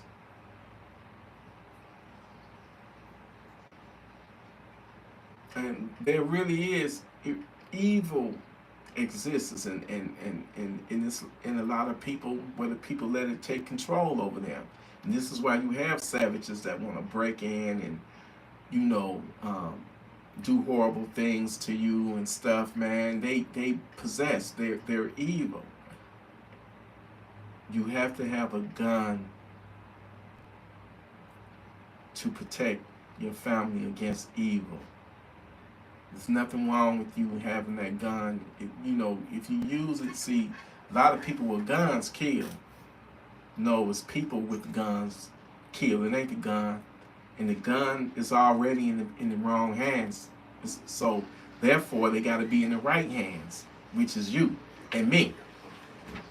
We ain't on no fuck shit. We ain't out there, you know, robbing and, you know, trying to harm and assault people and all that and shit. We need this to protect our families. People don't get how deep this shit is. But you got motherfuckers that's just got their head in their ass. They got their head in the clouds and they don't know. And, you know, you got celebrities, especially you motherfucking celebrities, man. Who the fuck y'all think y'all is? And y'all got all that money. You got the best of the best security. You got the best of the best armed security. And you gonna grandstand and be like, we need to get rid of all of the guns. Well, if you take away the fucking guns, then how in the fuck are we going to protect our families? How the fuck are we going to, you know, protect our lives? Make it make sense. Criminals, they're not giving up their guns. Man, that would be a joke. They'll laugh at you. While they pissing on your grave, they'll laugh at you. But some people, for whatever reason, the way that their minds, the way that their brain is wired, they think the ultimate solution to having peace here on earth, abolish all guns, destroy all guns. But I just feel like evil is never gonna, die. If there's no guns, then it'll be knives. They'll take it back to the caveman days, and everybody be walking around with a big ass club, ready to club a motherfucker to death. No, I'm not gonna lie. A gun in the wrong hands, man, that motherfucker is proficient. You can take out a lot of people in seconds versus with a knife or a machete or something, which makes it even more important why we gotta be armed, because while they doing some fuck shit like that, we can do it right back there, right back to their asses. I guarantee you. Think about this. Close your eyes and think about this for a second. Imagine a situation where you got an active shooter, and we see this from all the time. When it's an active shooter and they targeting people, people are running. They running around like chickens with their heads, cut off, right? Everybody running, hiding, screaming. Could you imagine an active shooter and you got people that is armed? It'll be a totally different outcome, because the people that's armed can fight back. They can shoot back at them. It's still a dangerous situation, but at least you got the option, if you choose to respond back to them in kindness, and potentially even save lives. I'm telling you, if a gun is in the equation, the outcome will be vastly different than not having one. That's just like somebody running up in your house right now, and you ain't got no gun up in there to protect yourself. Man, they gonna fuck you all night, you and your woman. They gonna have y'all making them tuna fish sandwiches at 5 a.m. in the morning.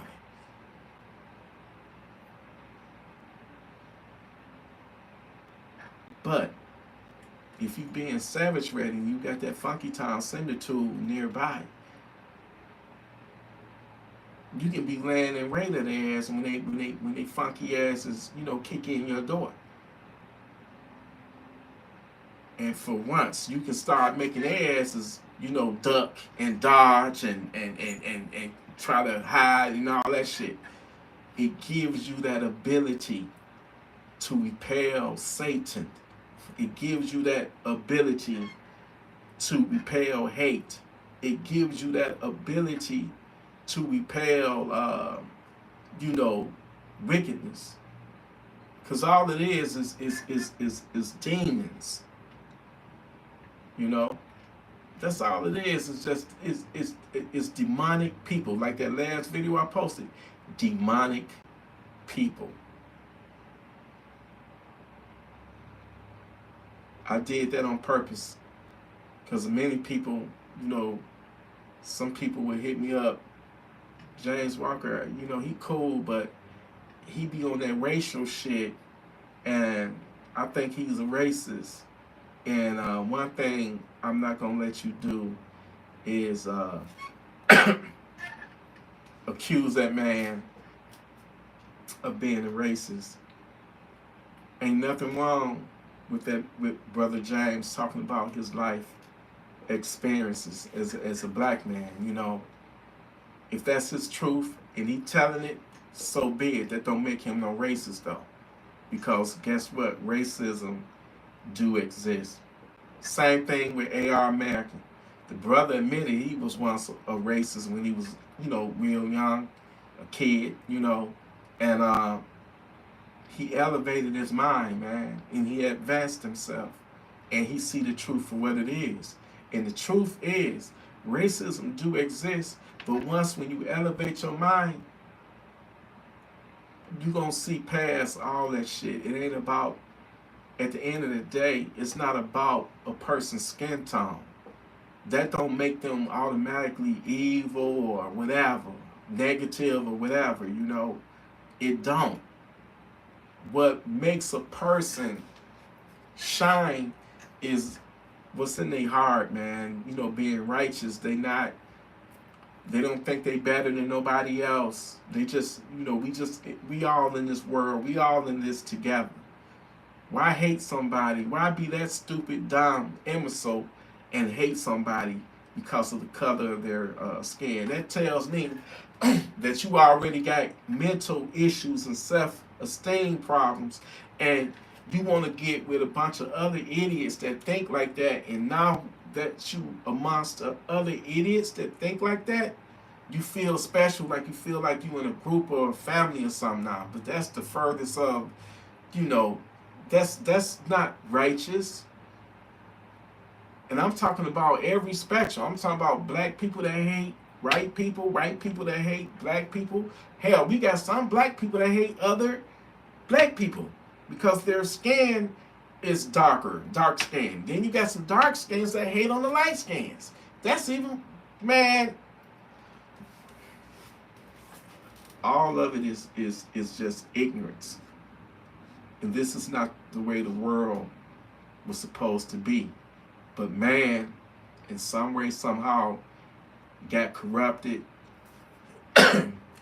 And we supposed to be living in a world where everything is ran by love, you know, having love, mutual love and respect for one another. Not because, you know, stereotypes, you know, religion, politics, and race, they were put here on this earth as part of the system, this wicked system to divide us. The money system, it was all put to divide us. The haves and have-nots. That racism, that's just, man, miss me with that bullshit. And this is no hate towards wealthy people, rich people, or whatnot, man. You know, live your heaven on this earth while you got it. You know what I'm saying? But if you poor, you fucked. That's all I'm saying. You are fucked. I in my other life, I said I'll take a rich motherfucker's problems any time over a poor motherfucker's problems. But here in Confronting Nation, we don't hate on nobody, rich or poor. We don't hate on nobody for their skin tone. I'm glad I had Brother James and Brother AR American on the live last night. I just wanted to give everybody two perspectives and you know, be who you are. Be righteous. Don't give a damn about what somebody else may think of you, their opinion or whatnot. Just do you, man. You only get one life. You only get one shot at this. Make yourself happy. Put your happiness first at some point. Put your happiness first. And make sure you put your safety first by going out there and getting armed up so you ain't got to be dependent on nobody else to come to your rescue in your time of need.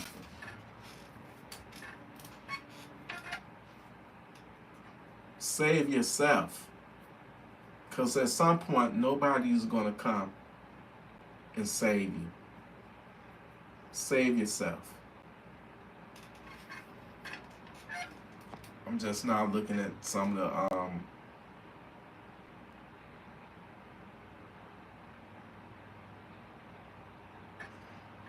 what up, you absolutely are right. Here in Michigan, you cannot use deadly force over property. You only can use deadly force. You only can use deadly force when somebody is threatening your life. You know, you cannot do it. That's just like the Arabic at the gas station or the liquor store shot through the bulletproof glass because it was a brother in there, black guy or brother. he had broke the lock off of some machine, a corn machine or something. I guess he was trying to take the corns. So what the Arabic did, he got an AK-47 and shot through the bulletproof glass and unalived him. And this is why his ass is in jail right now, prison now, getting ready to go to prison. Because number one, you behind bulletproof glass, locked up. Your life wasn't threatened. He one of them motherfuckers that let his anger overtake him.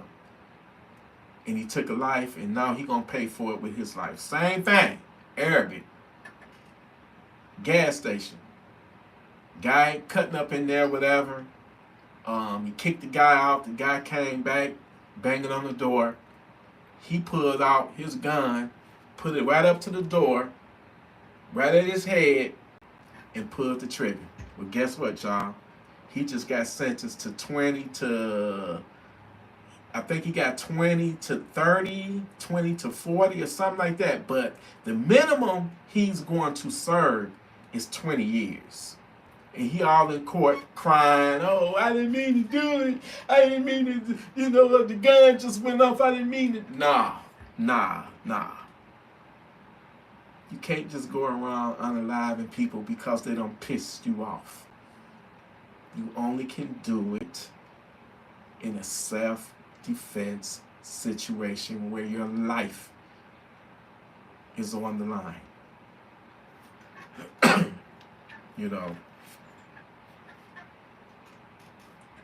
If you feel like your life is about to, if great bodily harm or imminent death is coming your way, and you got a gun, then you got to do what you got to do.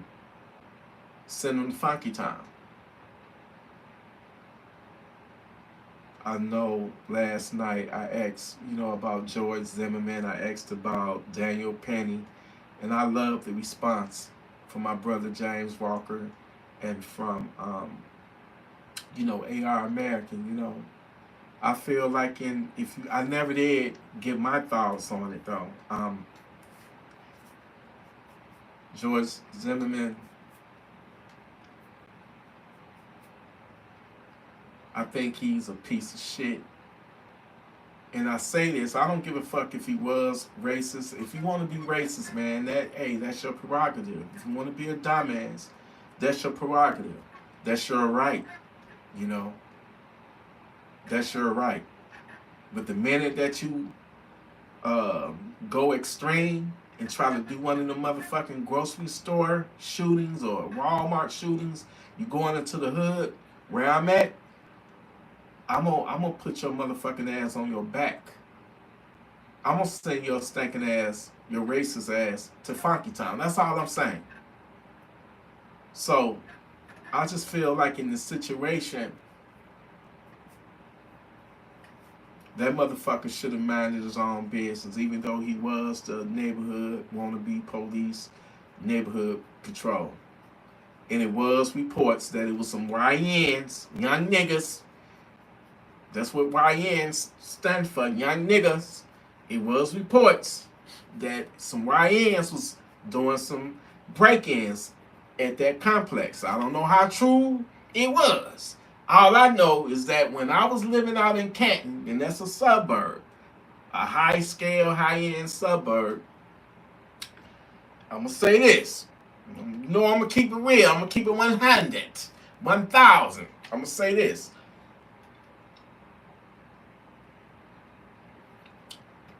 I was staying out there living with my ex-girlfriend at the time. We had a 4-bedroom townhouse. Beautiful. Yeah. That motherfucker was beautiful. Had the sunken living room floor, glass patio, sliding doors and shit. How many niggas got a sunken living room floor? I want to know. When you got to take 3 steps and you from the dining room and you in your living room. It's a sunken living room floor. Motherfucker was nice. But anyway, oh, master bedroom bigger than my whole motherfucking upstairs. The motherfucker had a bathroom right in your motherfucking master bedroom. Damn. That motherfucker was nice. But anyway, at one point, I don't know whether the people up over the management was racist or not, but it used to be a lot of black kids on the basketball court. They had a tennis court. They had like it was like a recreational center there. They had a gym. But I can't help but wonder. They took that fucking basketball hoop down. They, out of all the shit that was there, they took that fucking the management there took the hoop down. And my opinion was they didn't want to scare, you know, people, saying all them black kids, young Ryans, I call them YKs because they young kings to me, if they doing right. And I feel like they took that hoop down because they didn't want them gathering there, and they didn't want future prospects, you know, getting scared away. Because people see that shit, they see all that shit going on TV, on the news and shit. And hell, I be looking my damn self when I see them. You know what I'm saying? Because I have seen this shit too. And I have to, hey, I don't give a damn what color you is. I'm watching you. Okay? But anyway, at some point, that the crossings, that was the name of the compound or the complex or town. It was like apartments on one side, townhouses on the other side. And at one point, the crossings started taking in Section 8. Section 8 is something where if you financially struggling, you can sign up for it and say you can get a house that might be $1,200, $1,300, $1,500. But you only, because you on Section 8, you only paying $40 or $50, no more than $80 a month. Man, get that motherfucker to me. Why I ain't been one of them lucky motherfuckers.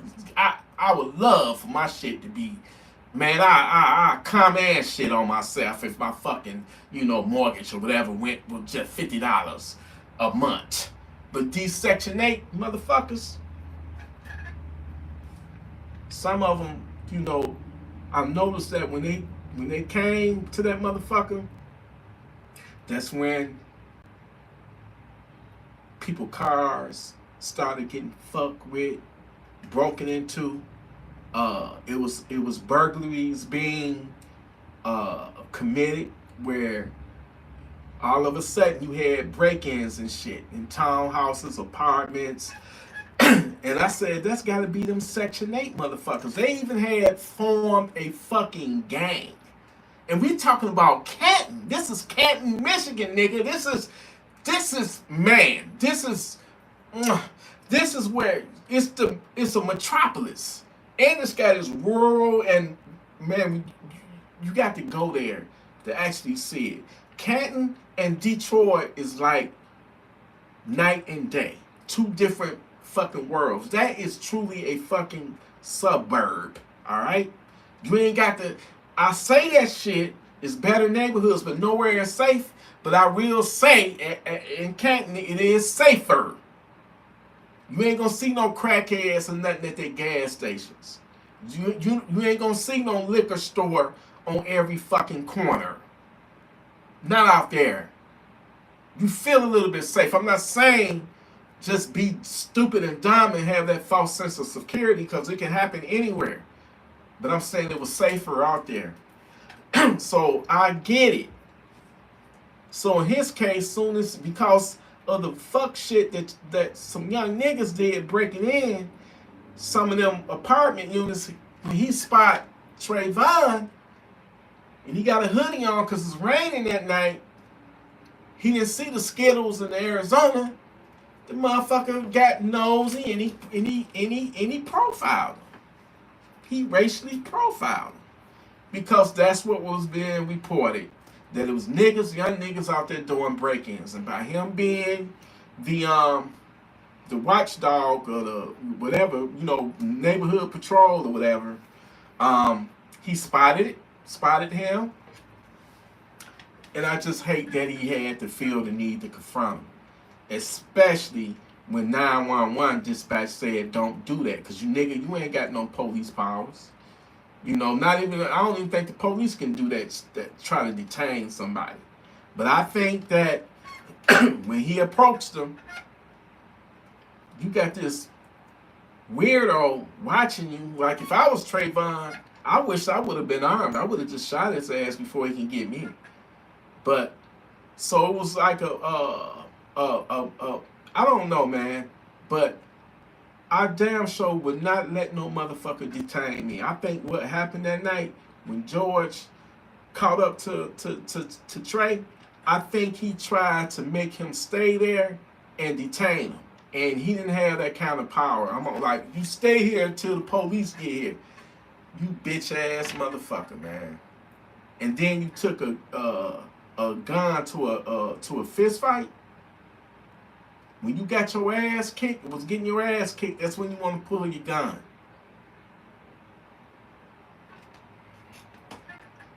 In a situation like that, how can you walk away from a motherfucker that's stalking you down and looking at you like you a fucking criminal, and you ain't did shit wrong and violating your fucking civil rights? So, some people to this day, yeah, but, George Zimmerman, he had a right to stand his ground. He was about to be murdered. He was banging his head into the ground. Y'all some idiots. He shouldn't have never put himself in that fucking situation in the first place. Rest in peace to Trayvon Martin.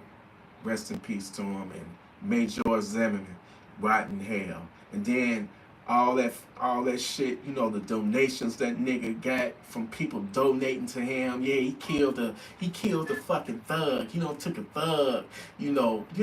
I mean, it show you how fucked up this world is, that people celebrate shit like that. And I know in his slow friend or whatever he said cracker. If he said that, he was wrong. If he was talking about white folks, he was dead as wrong for that. I just wish somebody that fateful night would have had the wisdom to, like, man, fuck this. It ain't worth it. Let's de-escalate this shit.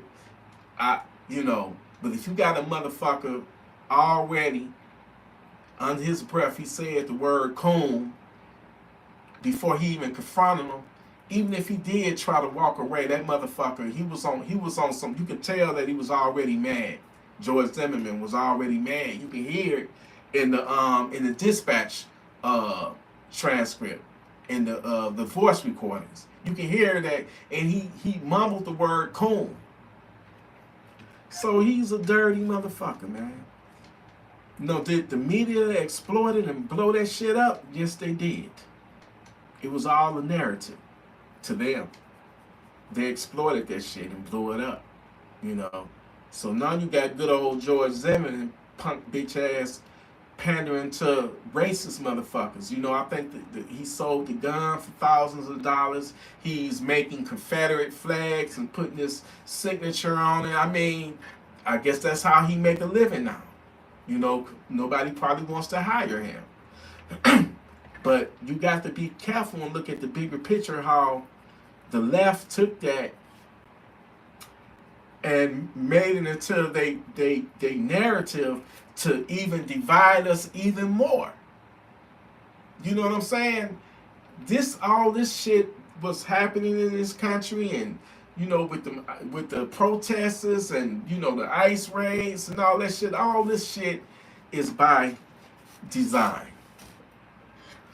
And as much as I like Trump, and people think he a racist, that nigga crazy nigga ain't no racist or nothing, man. He freed my former mayor. He pardoned Kwame Kilpatrick. That nigga was about to do 28 years in prison. And I think he only ended up doing like 4 or 5 years or something like that before, Trump freed him. Trump don't free too many niggas to be a racist, all right? He not. The nigga just crazy, but do I trust him? Hell the fuck no. He's a politician. You know, he's the president. None of them motherfuckers can be trusted. They all gonna tell you what they want to hear. If they really a Trump of all the motherfucking presidents, he the only one I ever knew of where you got when you could go to a gun show or walk into a gun shop and this motherfucker actually got his likeness printed on them guns. You know, his face. You know, number 45 or 47 or whatever is printed on the guns. You would think that he would have showed us love. Him and good old J.D. Vance. I don't give a fuck what you say. They could have got that shit to pass. The Hearing Protection Act and the Short Gun Act. They could have got that shit to pass. But they didn't want to. That let me know right then and there that Democrat, Republican, they all the fucking same. They is who gonna fuck you the hardest. So, you know, I don't have no intentions of ever voting again because the system is too corrupt and it is what it is. It ain't gonna change shit. Ain't nothing gonna change. Nothing. Nothing. So, you know, fuck him. I'm not saying fuck Trump. I still like the crazy motherfucker. But do I trust him? Do he got the 2A in our best interest? I don't think he's really a 2A person. He not no hardcore 2A. I think he, with his ego, he liked the fact that guns got his likeness on them, printed on them and stuff. You know, Trump, he the type, you can tell he the type that like people to be on this jock and feeding his ego and shit. You the best person in the world if you jocking him like that. He one of them types, you know. I'm not saying I'm like that. I'm not. But I'm just saying everybody was on him. Look at the 80s and the 90s and the early 2000s. Look at the rap videos, the hip hop videos, the hip hop art, the rappers. That's all they talked about was Trump and having Trump type of money and type of women. Because let's just be honest, this nigga don't have some bad ass motherfucking ass women. My favorite one, in my opinion, was the one that cheated on him with the bodyguard. What was her name? It wasn't Ivana. What was her name? Damn. What was her name? She cheated on him with the bodyguard, man. It wasn't Ivana. It was shit, I think she was an actress or a model or something. Anyway, the nigga don't have some of the baddest women, alright? You know. I don't think he ever been with a black woman before though, you know. But then again, they said it was a rumor that he did hit what's her name? She was on The Apprentice, Marsha Roses, whatever the hell. I don't know. But anyway, man, shit, Trump was celebrated, but as soon as the nigga, you know, ran for president and became president, it's like Democrats was like, well, we don't want y'all to, we want y'all to not like his ass no more and hate his ass. Just like that, and overnight, he's the worst motherfucker. You know, niggas tried to take him out twice. You know, it's crazy. But I ain't gonna go too deep in this, you know, politics shit.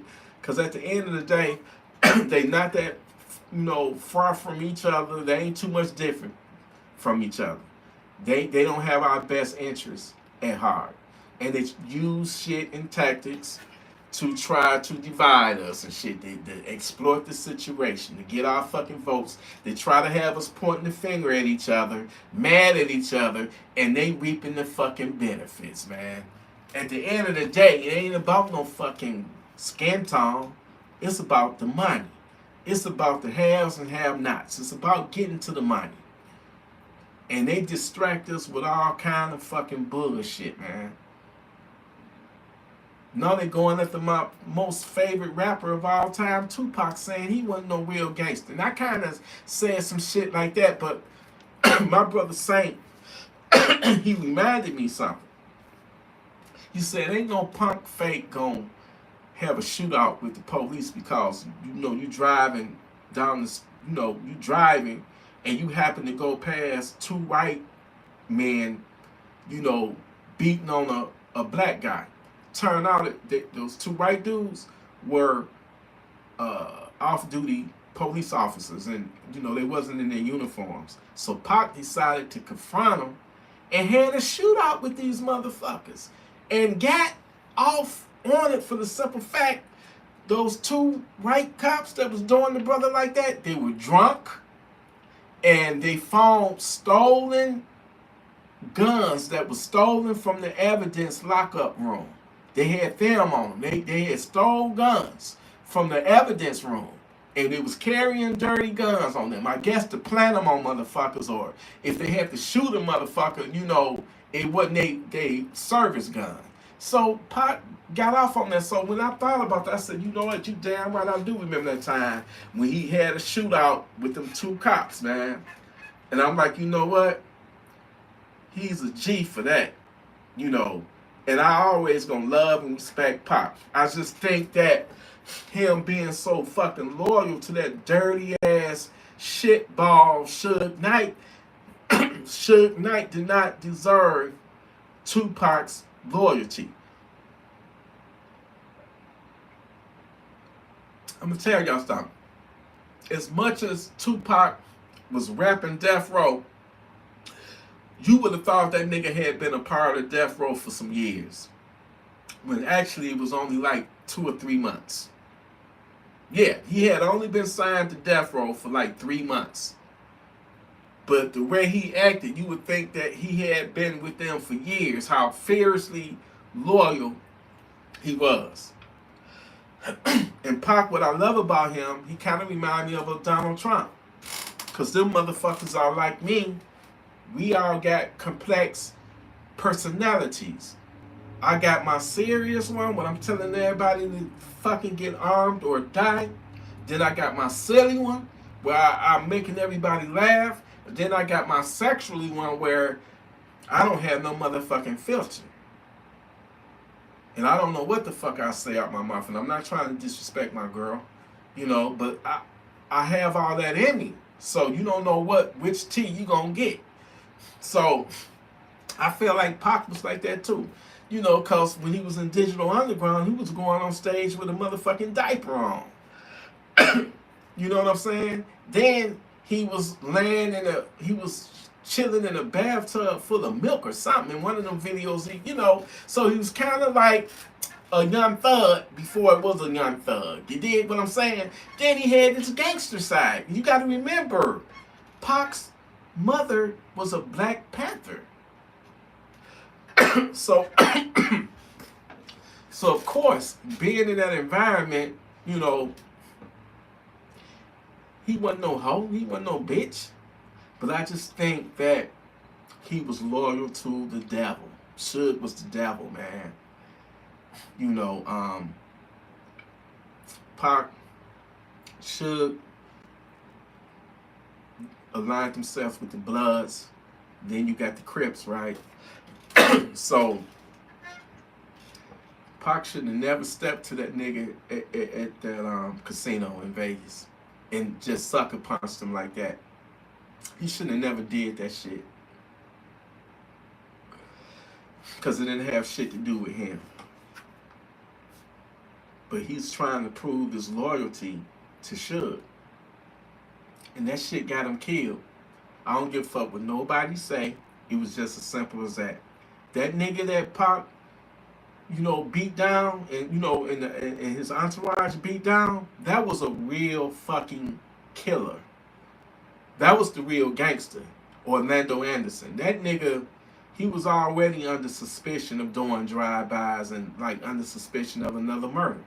So you getting beat down in a fucking, how humiliating and embarrassing and humiliating is that? That's the worst disrespect you can do to a hardcore gangbangers, publicly whooped their ass. And they gave that nigga a 1-2-3 SmackDown, World War III, WWF, or whatever. They gave that nigga, that was a beatdown.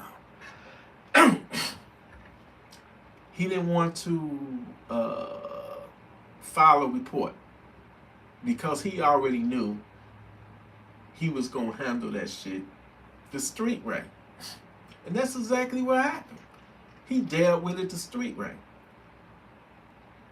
Tupac didn't realize at the time, man, you getting involved with Death Row, you affiliating yourself with the Bloods, and you are getting involved in, gang politics. And there's certain things you just cannot do.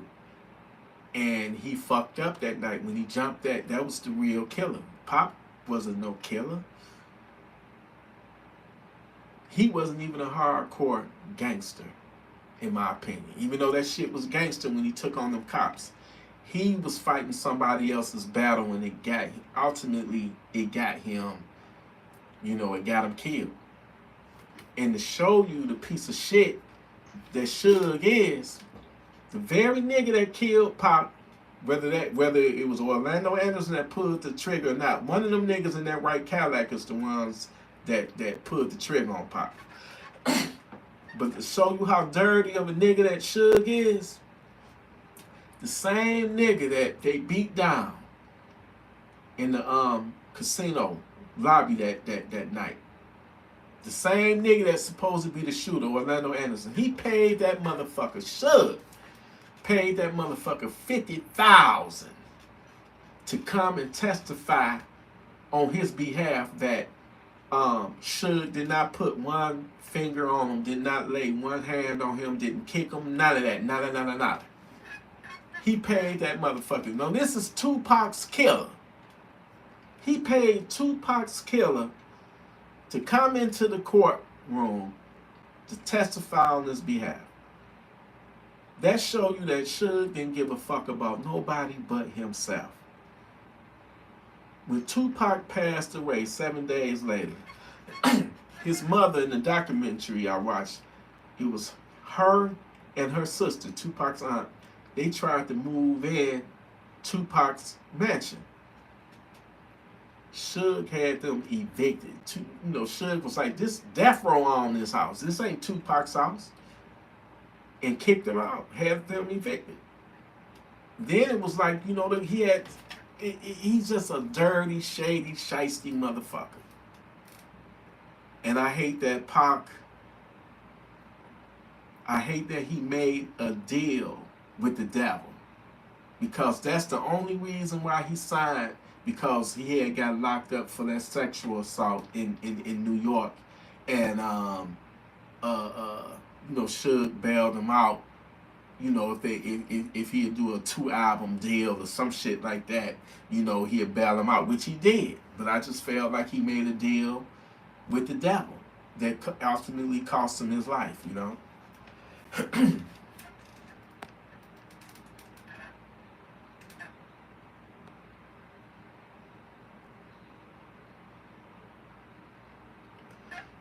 Mr. 57, you say that the KKK killed Eazy-E. How you figure that?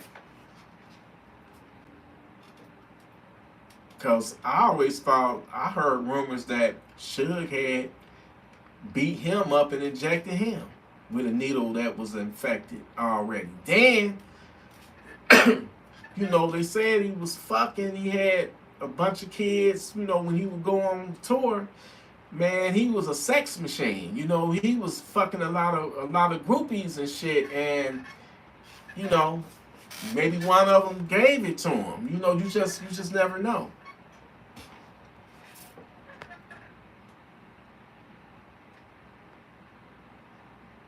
It said it came out years ago that the KKK had a hit on Eazy-E, and they tried several times. I ain't never heard of this. I've never heard of it. And why would the KKK be mad at Eazy-E? if anything, the KKK would be mad at Ice Cube because let me tell you something. America's Most Wanted and Death Certificate, man, he had, Ice Cube was on that devil, the pro black, and I love that shit, like that Public Enemy shit, but he took it far when he was like devil, I'll murk you, so if anything, if they had a problem, they probably would have been going after Ice Cube or Public Enemy, Flavor Flav and Chuck D. You know what I'm saying? NWA, all they raps was about, just basically niggas killing other niggas. That's what they rap was about. I thought that's what the Klan wanted for black on black. That's what NWA was about. Niggas with attitudes, niggas killing other niggas. Shit.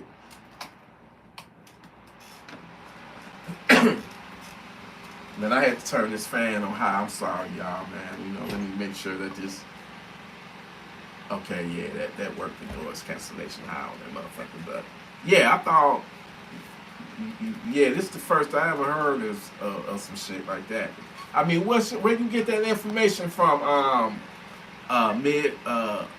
Where you get that information that the KKK knocked Eazy-E off?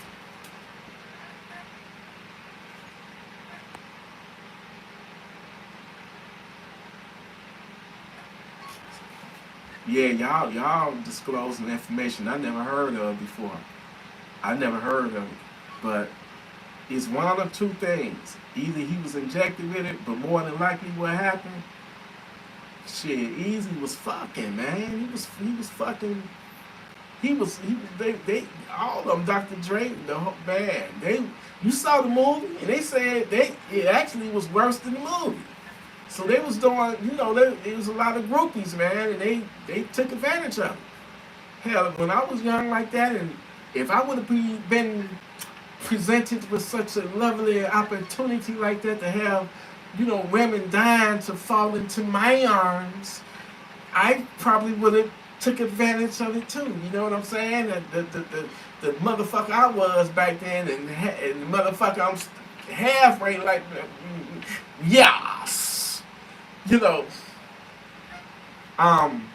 Man, I want to say something, but I ain't gonna say it. You know what I'm saying?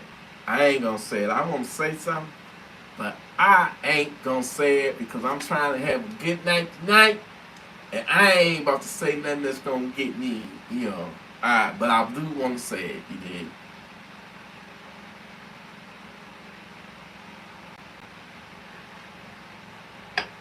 Yes.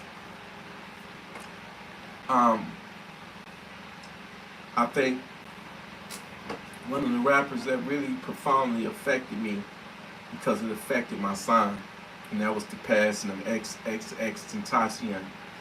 I don't pass no judgment on that man. He was only 20 years old, and he didn't get convicted of shit.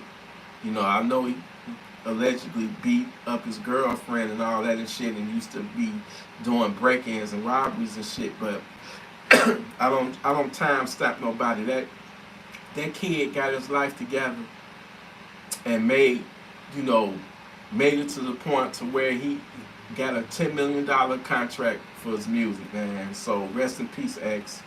But I wish that you would, first and foremost, I wish that you would have had that car, that badass BMW i8. I wish you would have had bulletproof windows and armor. I wish you would have had it, I wish your shit would have been like armored, with bulletproof glass, because the gun that they killed you with was a bitch ass 22 long rifle, which everybody talks shit about them 22s, but them motherfuckers can be deadly. Cause them, guess what? If a 20, I wouldn't want to get hit by a fucking BB gun. That's number one. But a 22 will hit your body and just bounce and ricochet and all that shit, man, and fuck you up.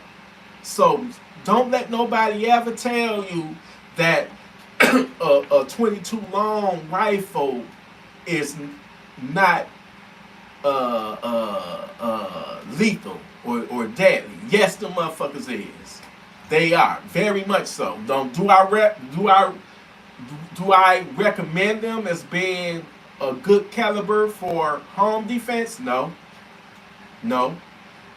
Use that 9mm. Use that 45.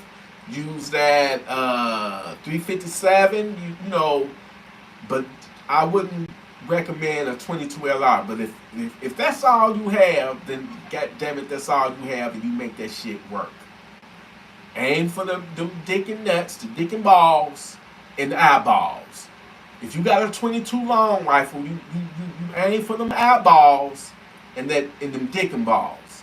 Okay? Aim for that. Because hell no, if that motherfucking savage got on body armor, that, you know, shit, a 10mm ain't gonna get through no body armor, but they gonna still feel that impact though. But a 22, that shit gonna tickle their asses. That's gonna tickle them. I remember when I was over there on Schaefer, we had a rodent problem. When I say rodent, I'm talking about big ass gopher rats that was in this abandoned garage that was full of, you know, trash and junk and shit. And them motherfuckers was trying to come in the backyard. I was in that townhouse, so everybody shared one big ass yard. And that's when I had that TElectrik, man. I had that TElectrik CMR 30. I had the PMR and I had the CMR, and they shared the same motherfucking mags. Man, I miss both of them motherfuckers. I miss them. I'm gonna do another video about the guns I regret, you know, selling, right? But anyway, I had that motherfucking red dot on that bitch. I said, I'm gonna get this motherfucker. And you know, I'd be angry. It's like I was hunting like Yoki. You know how once again, Yoke know hard at the channel again, y'all. This about the 11th time she has done this. So thank you, sis. I love you. Thank you for showing Gun Freak Nation love, Yoki. But yeah, I was in the backyard. I felt like I was, you know, hunting like Yoki. So I put that motherfucker in my sights. And it was one big fat gopher rat, because them motherfuckers, believe it or not, they will get inside your house eventually. Even if they have to eat, they eat through the motherfucking wood. And I shot at the motherfucker and I missed that motherfucker like by a micro inch, man. That shit made me mad. And you know, I just emptied the motherfucking mag on this ass, but I didn't hit him. I did not. But yeah, the gopher rat problem over there, you couldn't even sit on your motherfucking porch. I remember one time I was out there chilling with my woman, you know, sitting on the front porch, and I felt something go past my motherfucking feet. I had on sandals, and I felt something like with fur go past my motherfucking feet. And all I saw, this motherfucker was running so fucking fast, man. All I could see was a flash. And it was nighttime. I knew what it was. I said, these motherfuckers, man. And one of the worst was when I used to, you know, I used to keep my garbage can in the front, because by me living in the townhouse, I didn't want to walk all the way to the corner and walk past a whole nother complex just to cut down through the alley to get my garbage can. And then it's just too much. So I left my shit in the front yard. Where I come when I was taking that motherfucker out, a motherfucker, when I lifted up to make sure, because I had another bag I had to put in there, I had to lift it up to see was it enough room. Motherfucking rat jumped out, and just landed right on my chest. Glad the motherfucker didn't bite my neck or anything, man. That shit scared the fuck out of me. Imagine opening up a lid and something this fucking big come just jumping out and flying and jumping on me. That shit traumatized me. I'm out there with my fucking gun every time it's time for me to take the trash out. The dumpster out, man, the trash can. I got my gun, I'm kicking it, I'm hitting it with a fucking bat, shaking it before I pull it. Man, I'm so glad to be away from that um, area. And by the way, it was an unaliving across the street where the manager and his nephews, they sexually, assaulted a young lady that had just came to town. And I guess she didn't know no better, how niggas could be in D. You know what I'm saying? And they invited her back to the manager's apartment. I'm sure he lived there free. This is directly across the street from where I used to stay. And I guess they tried to, get her drunk or something, because they said she was a drinker. And I guess when she didn't want to go along with it,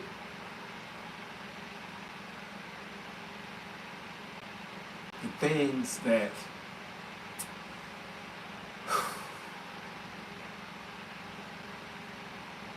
they did to her.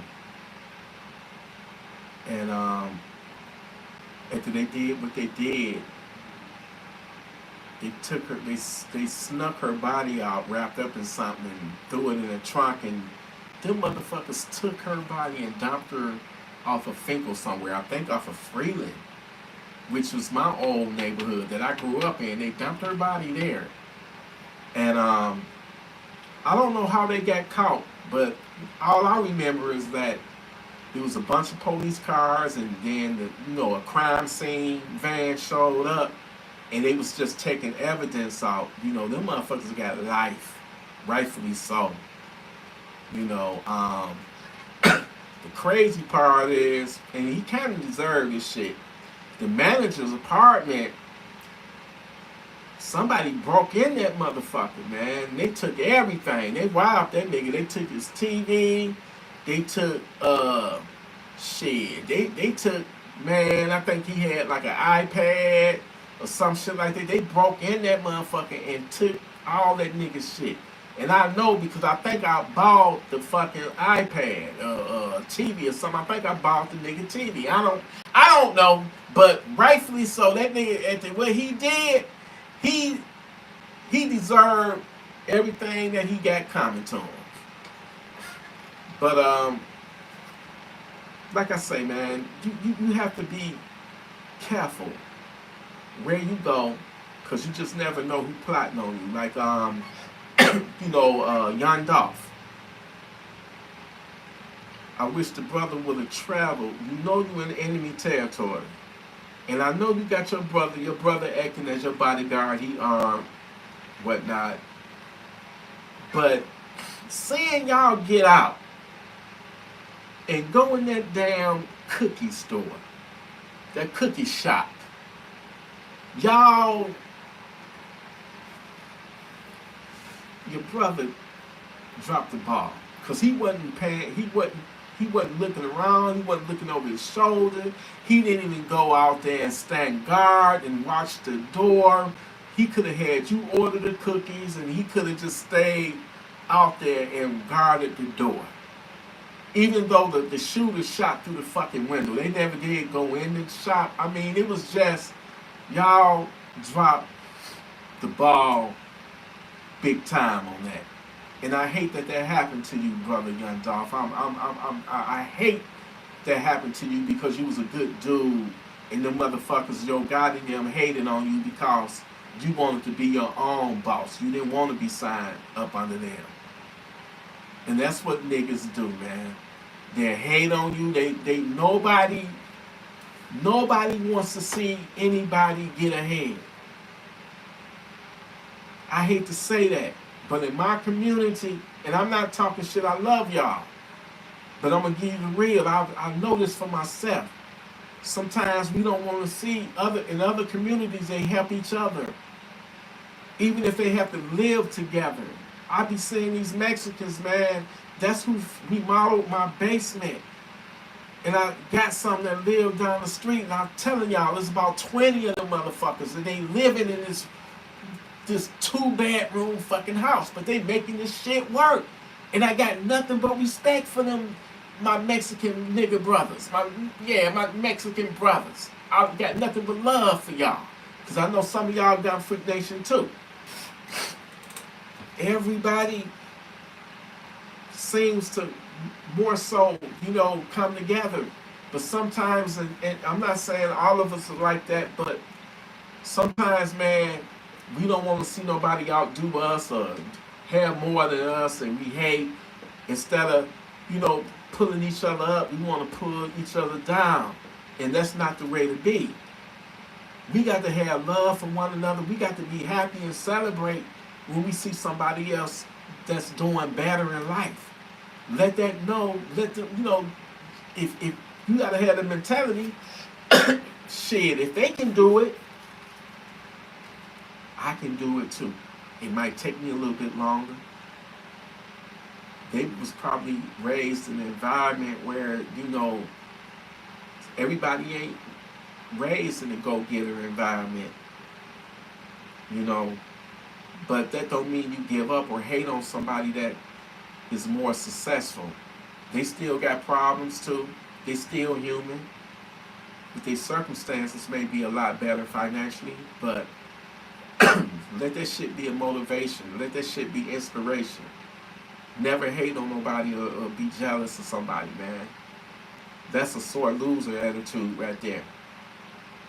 You know, never hate, man. Congratulate. Let it motivate. Let it inspire you. You feel me?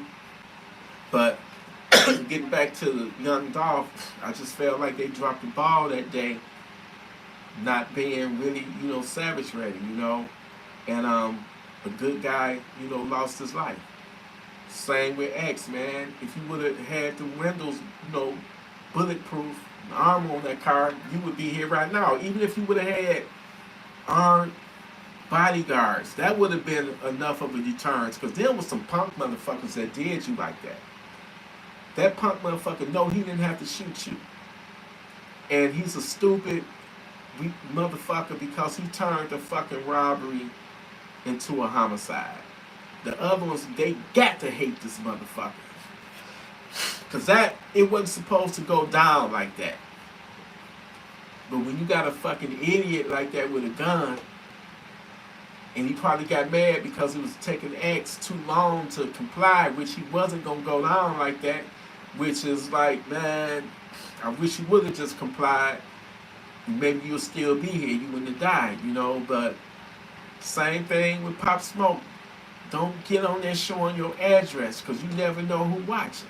I don't accidentally show mine and had people, you know, email me, yeah, I got your address, motherfucker. I'm about to come over there and fuck you and your woman. I'm going to fuck you with your own guns. I said, bitch, I'll smell you before I see you. That'll be the mistake of your life. You pull up on me, you know, unannounced. That'll be the mistake of your motherfucking life. But like I say, you can't be out, you know, showing your address because you just never know who watching. And they caught that brother while he was in the middle of taking the shower. He was getting ready to fuck. And he lost his life when he resisted, man. he lost his life, you know. But so many lives have been lost when it didn't have to be that way.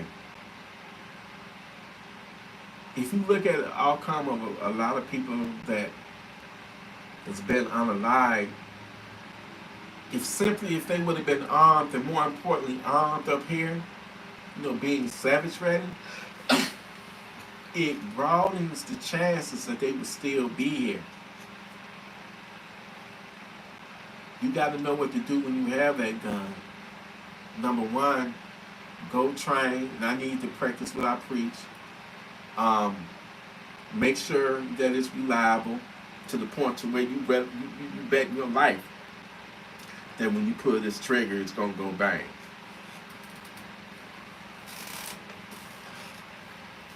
And it's simple. You aim at the target, because I'm not telling you have a firefight with somebody you have to block away, you know, in the middle of the block or something down the street. That ain't no self-defense. You use that Funky Town Center. You use that tool. You use that tool to save your life when your life is on the line. That's when you use that tool. You got to know what to do. You got to know when to hold them. and you got to know when to fold them, just like that Kenny Rogers song. You got to know. You got to know how to move. Once again, my nephew died with his in his hand because he fucked up. He wasn't being smart about the shit. He wasn't being tactical about it.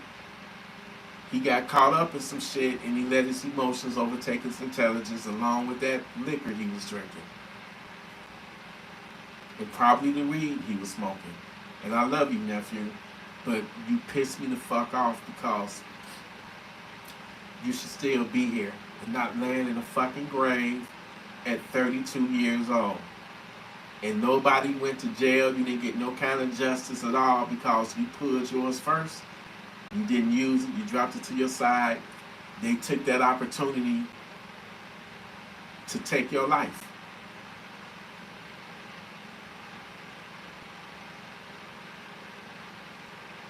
That's the stupidest death and the most painful death that I ever experienced.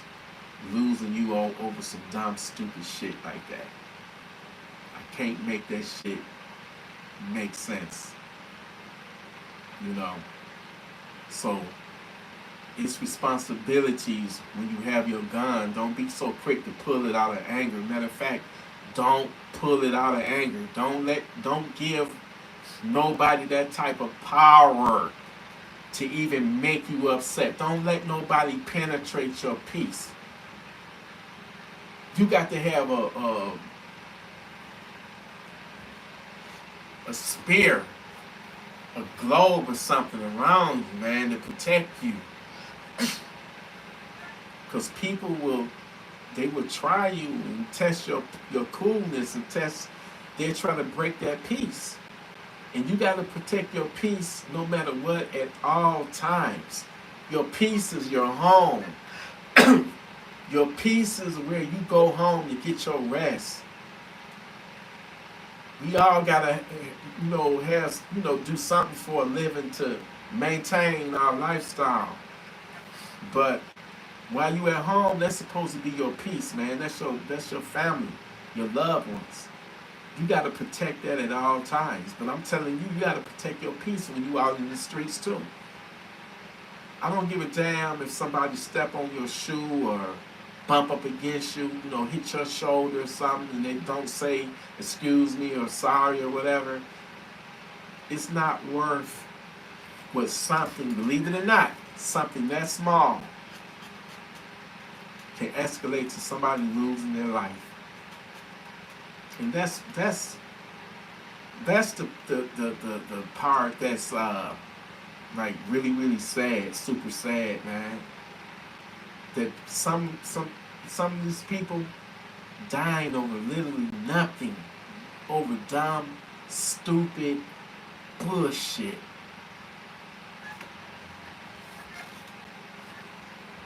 And I'm so tired of seeing this shit on the news.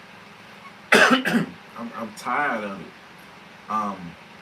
Just senseless violence. And I get why people was like, well, I hate guns. And I get it. Because I hate guns when they're in the wrong hands too. I hate it when they in the wrong hands. I hate it when they're in the hands of an irresponsible parent that leaves a loaded gun and they know they got a young child. I hate that. I hate it when a criminal get their hands on a gun and they want to use it for evil purposes. But you cannot blame the gun at the end of the day. A criminal gonna be a criminal, and they not gonna give up their guns, man. That's never gonna happen. Therefore, if they got them, we gotta have them, and have something even more powerful, And believe in what you want to believe in, whatever faith you want to believe in. It's all good. That's your right. But don't take it so far and so deep that you feel like your God is gonna protect you. You don't need you know God is your shield. You got angels above you protecting you. Believe it or not, some people actually believe that. And I'm not judging you, but I'm telling you, you are wrong. You dead wrong. The only thing that's going to save you at the end of the day is not G-O-D, it's G-U-N, that almighty gun. That's what's going to get them off of you. Literally get them off of you. That's what's going to make them turn their stinking asses around and run the fuck back out that door they just kicked in. Because they don't want to go to Funky Town. They're going to be like, oh shit, we picked the wrong house to fuck with. That's the reaction that I want you to give every single one of them motherfuckers that's out there. Make them never regret that they stepped foot on your property. Because you don't want to be that man that, you know, watch your woman get brutally sexually assaulted, raped. And you got to hear her screaming and begging and pleading for them to stop, and they laughing, making her do things, putting things in her mouth, and you got to hear her gurgle and, you know, and plead for help and beg, and she can't talk because she got a mouth full of it. And she's choking and stuff. You don't want to mentally have to live, and then you wonder why she don't want to be with you no more, because you could not protect her, you could not save her, but yet you call yourself a man. You. How can you call yourself a man when you can't even protect your family? When they can just do that to your woman. And if you got a daughter, she might be a target too. I'm just trying to find out, what type of individual are you to rely on the phone 911 to protect your life or your family's life? That's not righteousness. But there's people out there that say that God got them, that they covered in the blood of Jesus Christ. And all you need is faith. All you need is to believe, and God gonna protect you.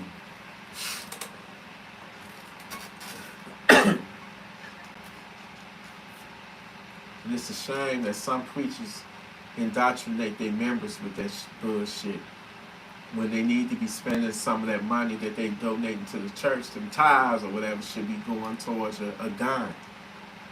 But you would never really hear them preach about it. I mean, I give salute to that church for having the wisdom to have armed security, but at the same time, you need to be preaching that your members need to be armed too. Shit, if I was a preacher, you know, I'm preaching to y'all right now. I'm telling you right now. I don't give a damn what you believe in. Believe in that GUN saving your life. Because that's exactly what it is, a life saver. They talk about with guns, you know, unalive so many people every year. Well, just guess what, damn it? They don't never talk about how many lives a gun saves. How many, you know, kidnappings and rapes and shit it has prevented.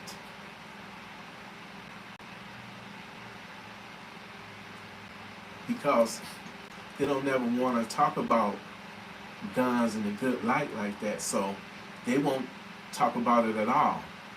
You know, only when something negative happens, when it's a bad guy, a savage with one, that's when they want to talk about it, because it furthers their agenda to push all these anti-gun bills and shit. to punish the good people. All this shit is some sick, twisted, diabolical design. And we all part of this fuck shit. So when you got something so diabolical and wicked, you cannot trust it, and you can sooner or later expect for this shit to boil over and blow up. And you need to be ready when this motherfucker blow up. When it erupt, you need to be ready, because when I'm telling you, you're going to see some shit like never in your lifetime have you seen the crazy shit that eventually that's going to happen. At the rate that we're going, with the decline of the morality of the society, this government gonna soon fall. And if you don't have a government no more, you don't have National Guard, you don't have, your local police is down, who do you call? There ain't gonna be no Ghostbusters. Hell, it might be a scenario where we fighting the fucking government because they trying to enslave us. You just never know.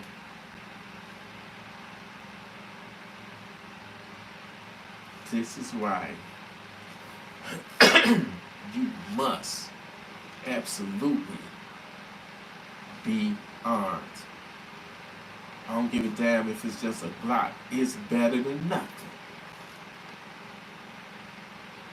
But I suggest you get you an AR-15, like pistol, 7.5-inch pistol, whatnot, or Zastava M92. That's an AK pistol. That's what's gonna get them motherfuckers off you, especially that 7.62 by 39. Even if you do got on body armor, guess what? You still gonna get fucked up if you get hit by that. Especially if you got a shotgun like a KSG that hold like 14 shells, and if you got the mini shells, I think it's like 22, 23 mini shells.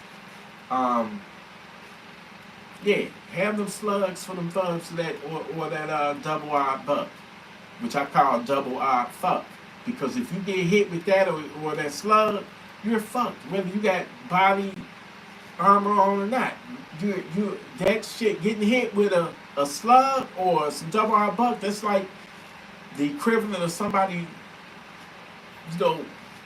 busting in your fucking shit with a fucking sledgehammer. It's like you getting hit with a fucking sledgehammer. So it might not penetrate the steel plates, but you're gonna feel that motherfucking shock wave, that impact. So you gotta be ready at all times. You never know when the devil gonna come at you, when the devil gonna strike. You never know who's thinking about you right now, who plotting on you right now. It might be somebody you don't even know, you never met a day in your life, but they plotting on you. They don't even know you, but they plotting on you because you're gonna be the person that they decide to victimize. They don't know you and you don't know them. So I say this, don't let nobody get the drop on you. And if they do, and they try to take you to another location, you better make that shit your last stand. Make it your last stand, because if they taking you to another location, you 1,000,000% they gonna unalive you.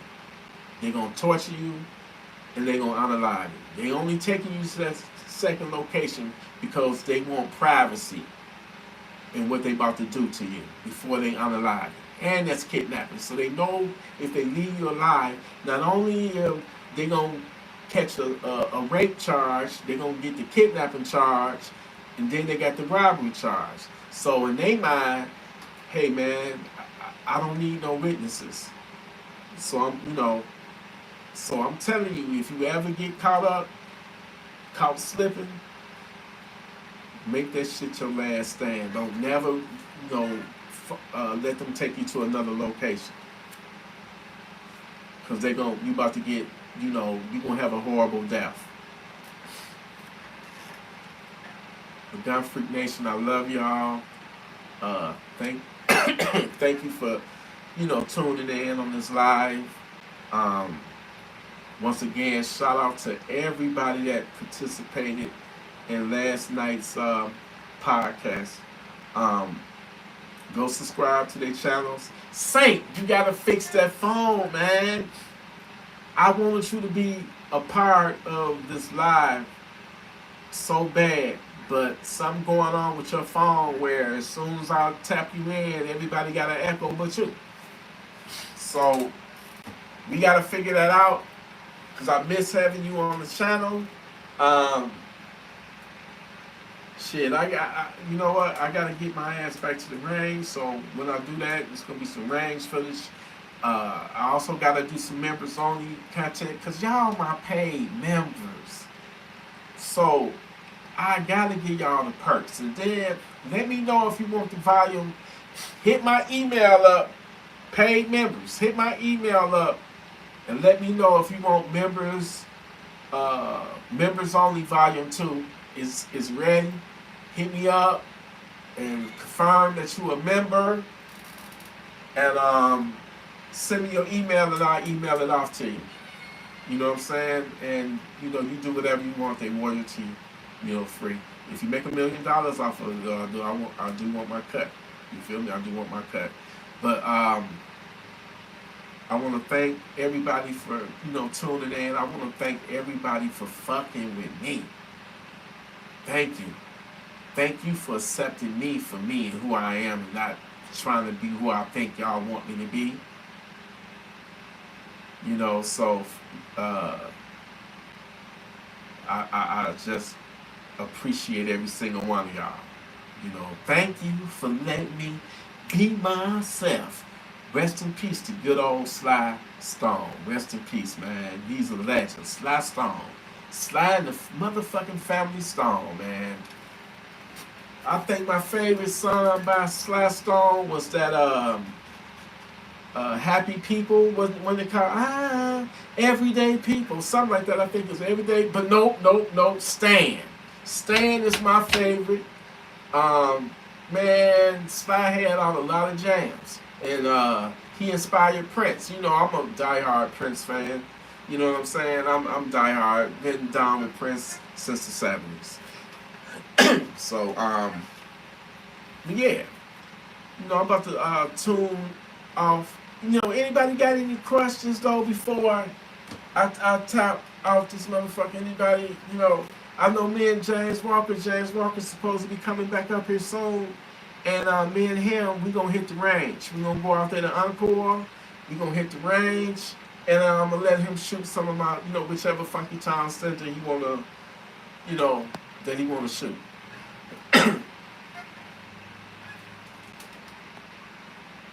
Damn, how long I been live? Shit, damn, almost 2 hours, you know.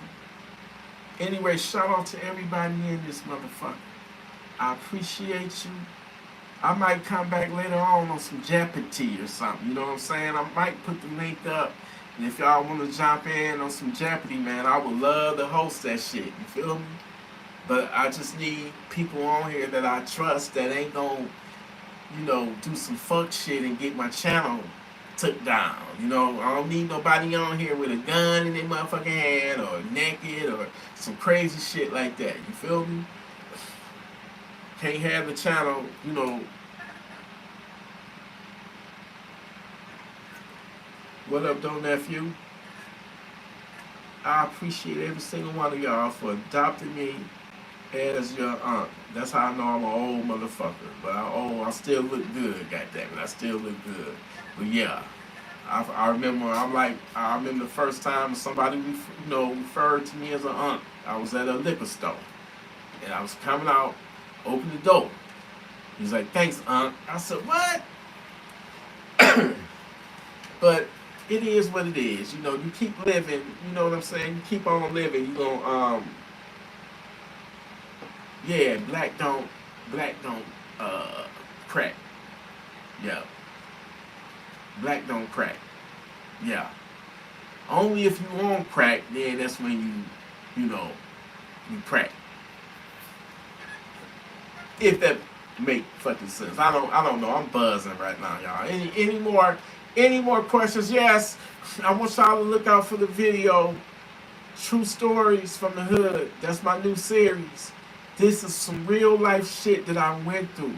That I barely made it out of that situation of the width of a hair. You know, the width of a pussy hair. Is I could have been unalive. So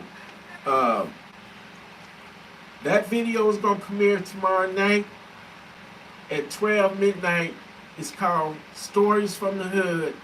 The night I had to run for my fucking life.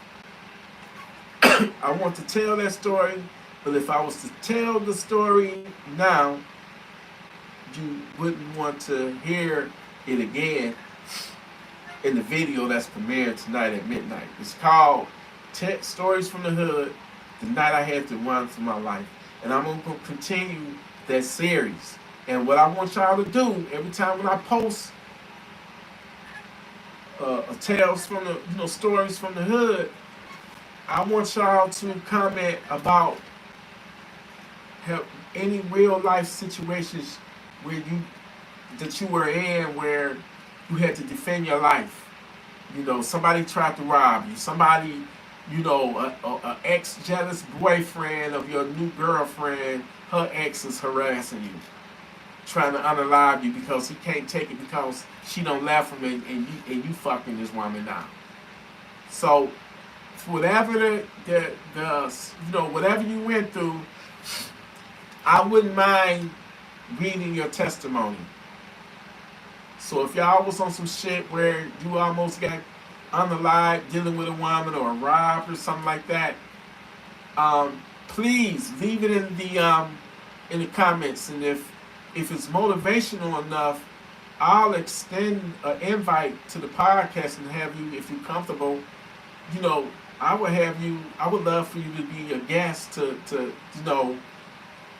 to be a testimony, have your testimony. Just like Brother Eastwood. I didn't know Eastwood was a victim of a home invasion back in the day.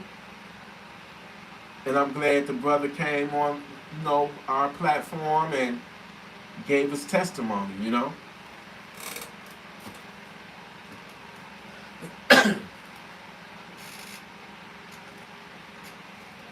just never know when the devil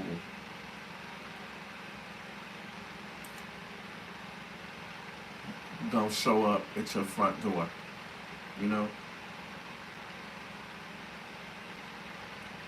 So have that kryptonite, have that cross, that crucifix to a vampire, kryptonite to Superman.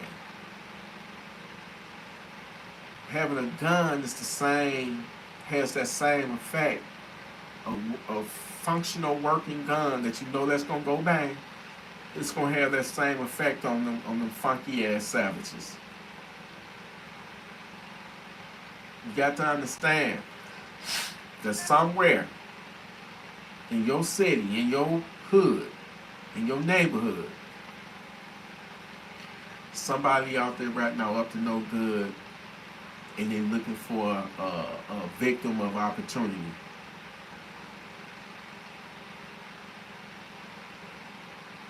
A victim of opportunity. That's somebody that's not being savage ready. They ain't gonna see it coming. That's who they seeking out right now. Somewhere right now, God bless their soul. But somebody right now is in need of help because they're in a situation where unfortunately they getting their life took and nobody is there to save them. This is how their life ended, y'all. It's like a movie, you're gonna have everybody. You got the beginning and then you're gonna have the end. But we gotta navigate and narrate, control over our fate. Not these savages. not these politicians, because they just a savage. They'll do anything for a vote. But do they really care about us, and do they really love us? Hell, fuck no.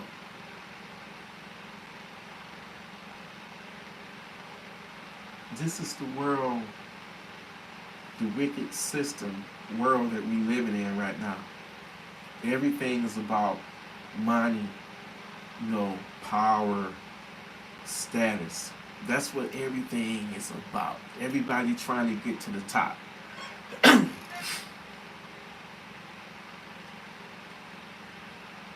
And because of that, you can't trust nobody nowadays.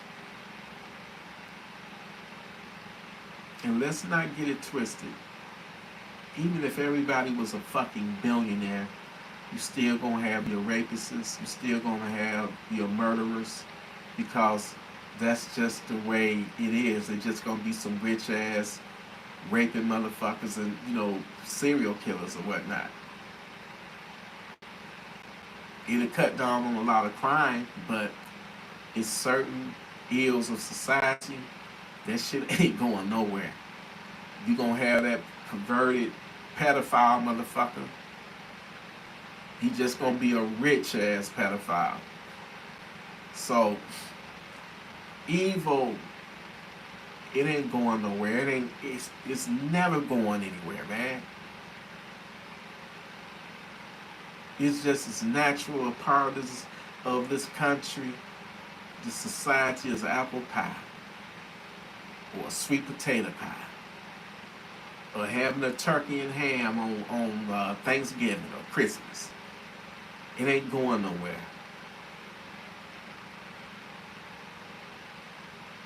Don't be a future victim. Don't be laid out somewhere in a cemetery like my nephew, or sitting up on somebody's fireplace in an urn. Live until God is ready to bring you home, rather than Satan, the devil, the savage. Live your life. I'm not saying be in fear. You still got a life to live, but just protect this precious thing called life. We don't get no second chances. And have love for one another, no matter what status you're in life, no matter what color you are. All that shit really don't matter at the end of the day. It's your soul that matters, what's in your heart. So don't judge people on their misfortunes or whatever. Just because you got money don't make your ass perfect. We still human, we gonna fuck up. But we gotta have love and respect for one another. That's why I say here in the Gun Freak Nation, I don't never want to hear nobody say, I'm a white boy and such, and I'm watching your channel. Thank you. But I really don't give a shit about your race.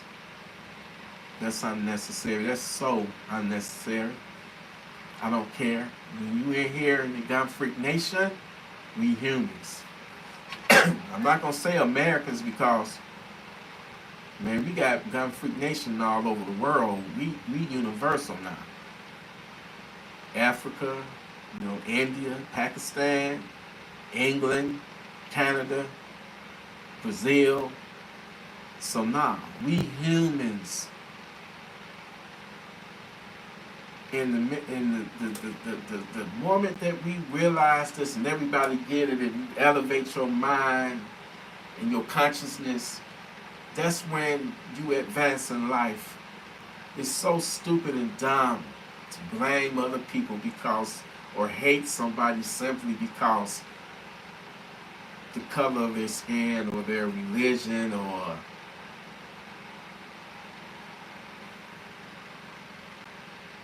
that's some dumb shit. Stupid. The ignorance of the ignorant. Primal. It just advancing your life.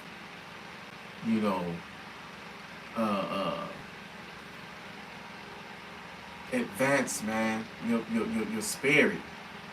Advance your soul. You know what I'm saying? It's all about your soul. You got to excel and be on a higher learning, a higher thinking, a higher vision. Because to hate somebody for the way they look or whatever, man, that's beneath me. And it should be beneath you. Get your shit together. Get your life together. I don't give a fuck whether you white, black, Asian, Hispanic. It don't matter. That's not it. Hate that's not where it's at. Whatever that happened to you, whatever trauma you may have went through, you gotta let that shit go and forgive yourself and forgive whoever that put that shit on you. I'm not saying forget, but you got to forgive it, because you can't let that shit turn you into something that you don't want to be. Don't let that shit consume you. You gotta at some point let that shit go and be free of it, you know? But anyway, Dumb Freak Nation, I appreciate every single one of you. Don't be a future victim. You know, I'm proud of each and every one of you. You know, it's all about love here. We human beings here. You ain't got to announce your gender or your race, your culture. It doesn't matter. You're going to be received with love regardless. Love, truth, and understanding. And we all want to make it. We all want to live, and we want to live in peace, and we got to protect our peace. But I love you, Dumb Freak Nation.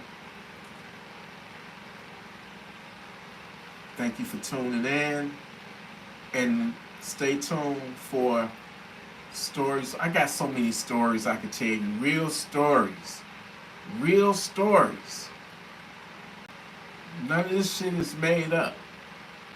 Like, I'm definitely gonna do Stories from the Hood, Bobby Bogart.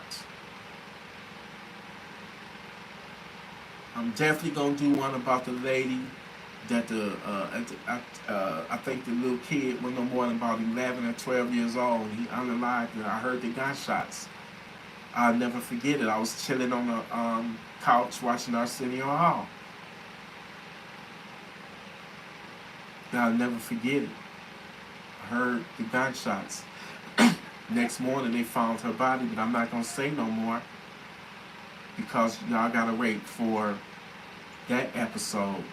And I haven't recorded it yet, but that's gonna be one of the, the episodes on Stories from the Hood. And in every video when I do that series, please tell me, did you ever have any close encounters with death? And through the grace of, the Most High, you made it out.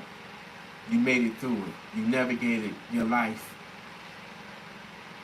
And you ain't, whatever that happened. So, I want to hear y'all testimony, all right? And just be thankful for what you got and for what you have, because it's always somebody else out there that wish they had what you got.